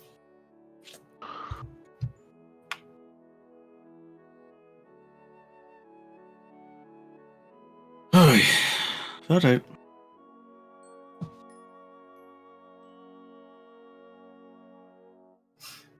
Anyway, that's enough jabber out of me. Hey, we should get back to work.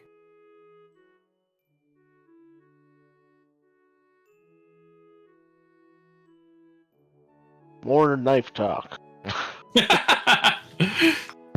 Alright. And with that, you guys finish your long rest. All gain the benefits of a long rest. And I think that's a good point to end the session as well. One final question before we go. Does anything in this book make any sense to Cantor yet? It's a lot of ranting and ravings. Really, Why are there biggest- 12 pages dedicated to mayonnaise? No. the It's biggest thing dedicated that to you're something able called Baja Blast. to make out is that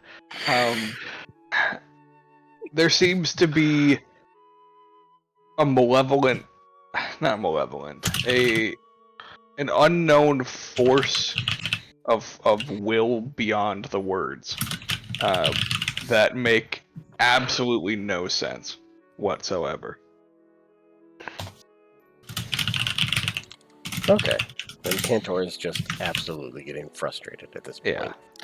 Like, the introduction to the book would say something along the lines of, "Welcome to your reading material for the next 3 years. The Cheese Whiz is on the fridge, and this book does not rhyme." I suspected and this book. Yeah, I thought I was just gonna stop there. Yeah. Same. Alrighty, but on that note, I'm going to end the recording here, so thank you guys for watching, and we will catch you next week. And remember, friends, the French toast is on the baker's tray. God damn it, shut up.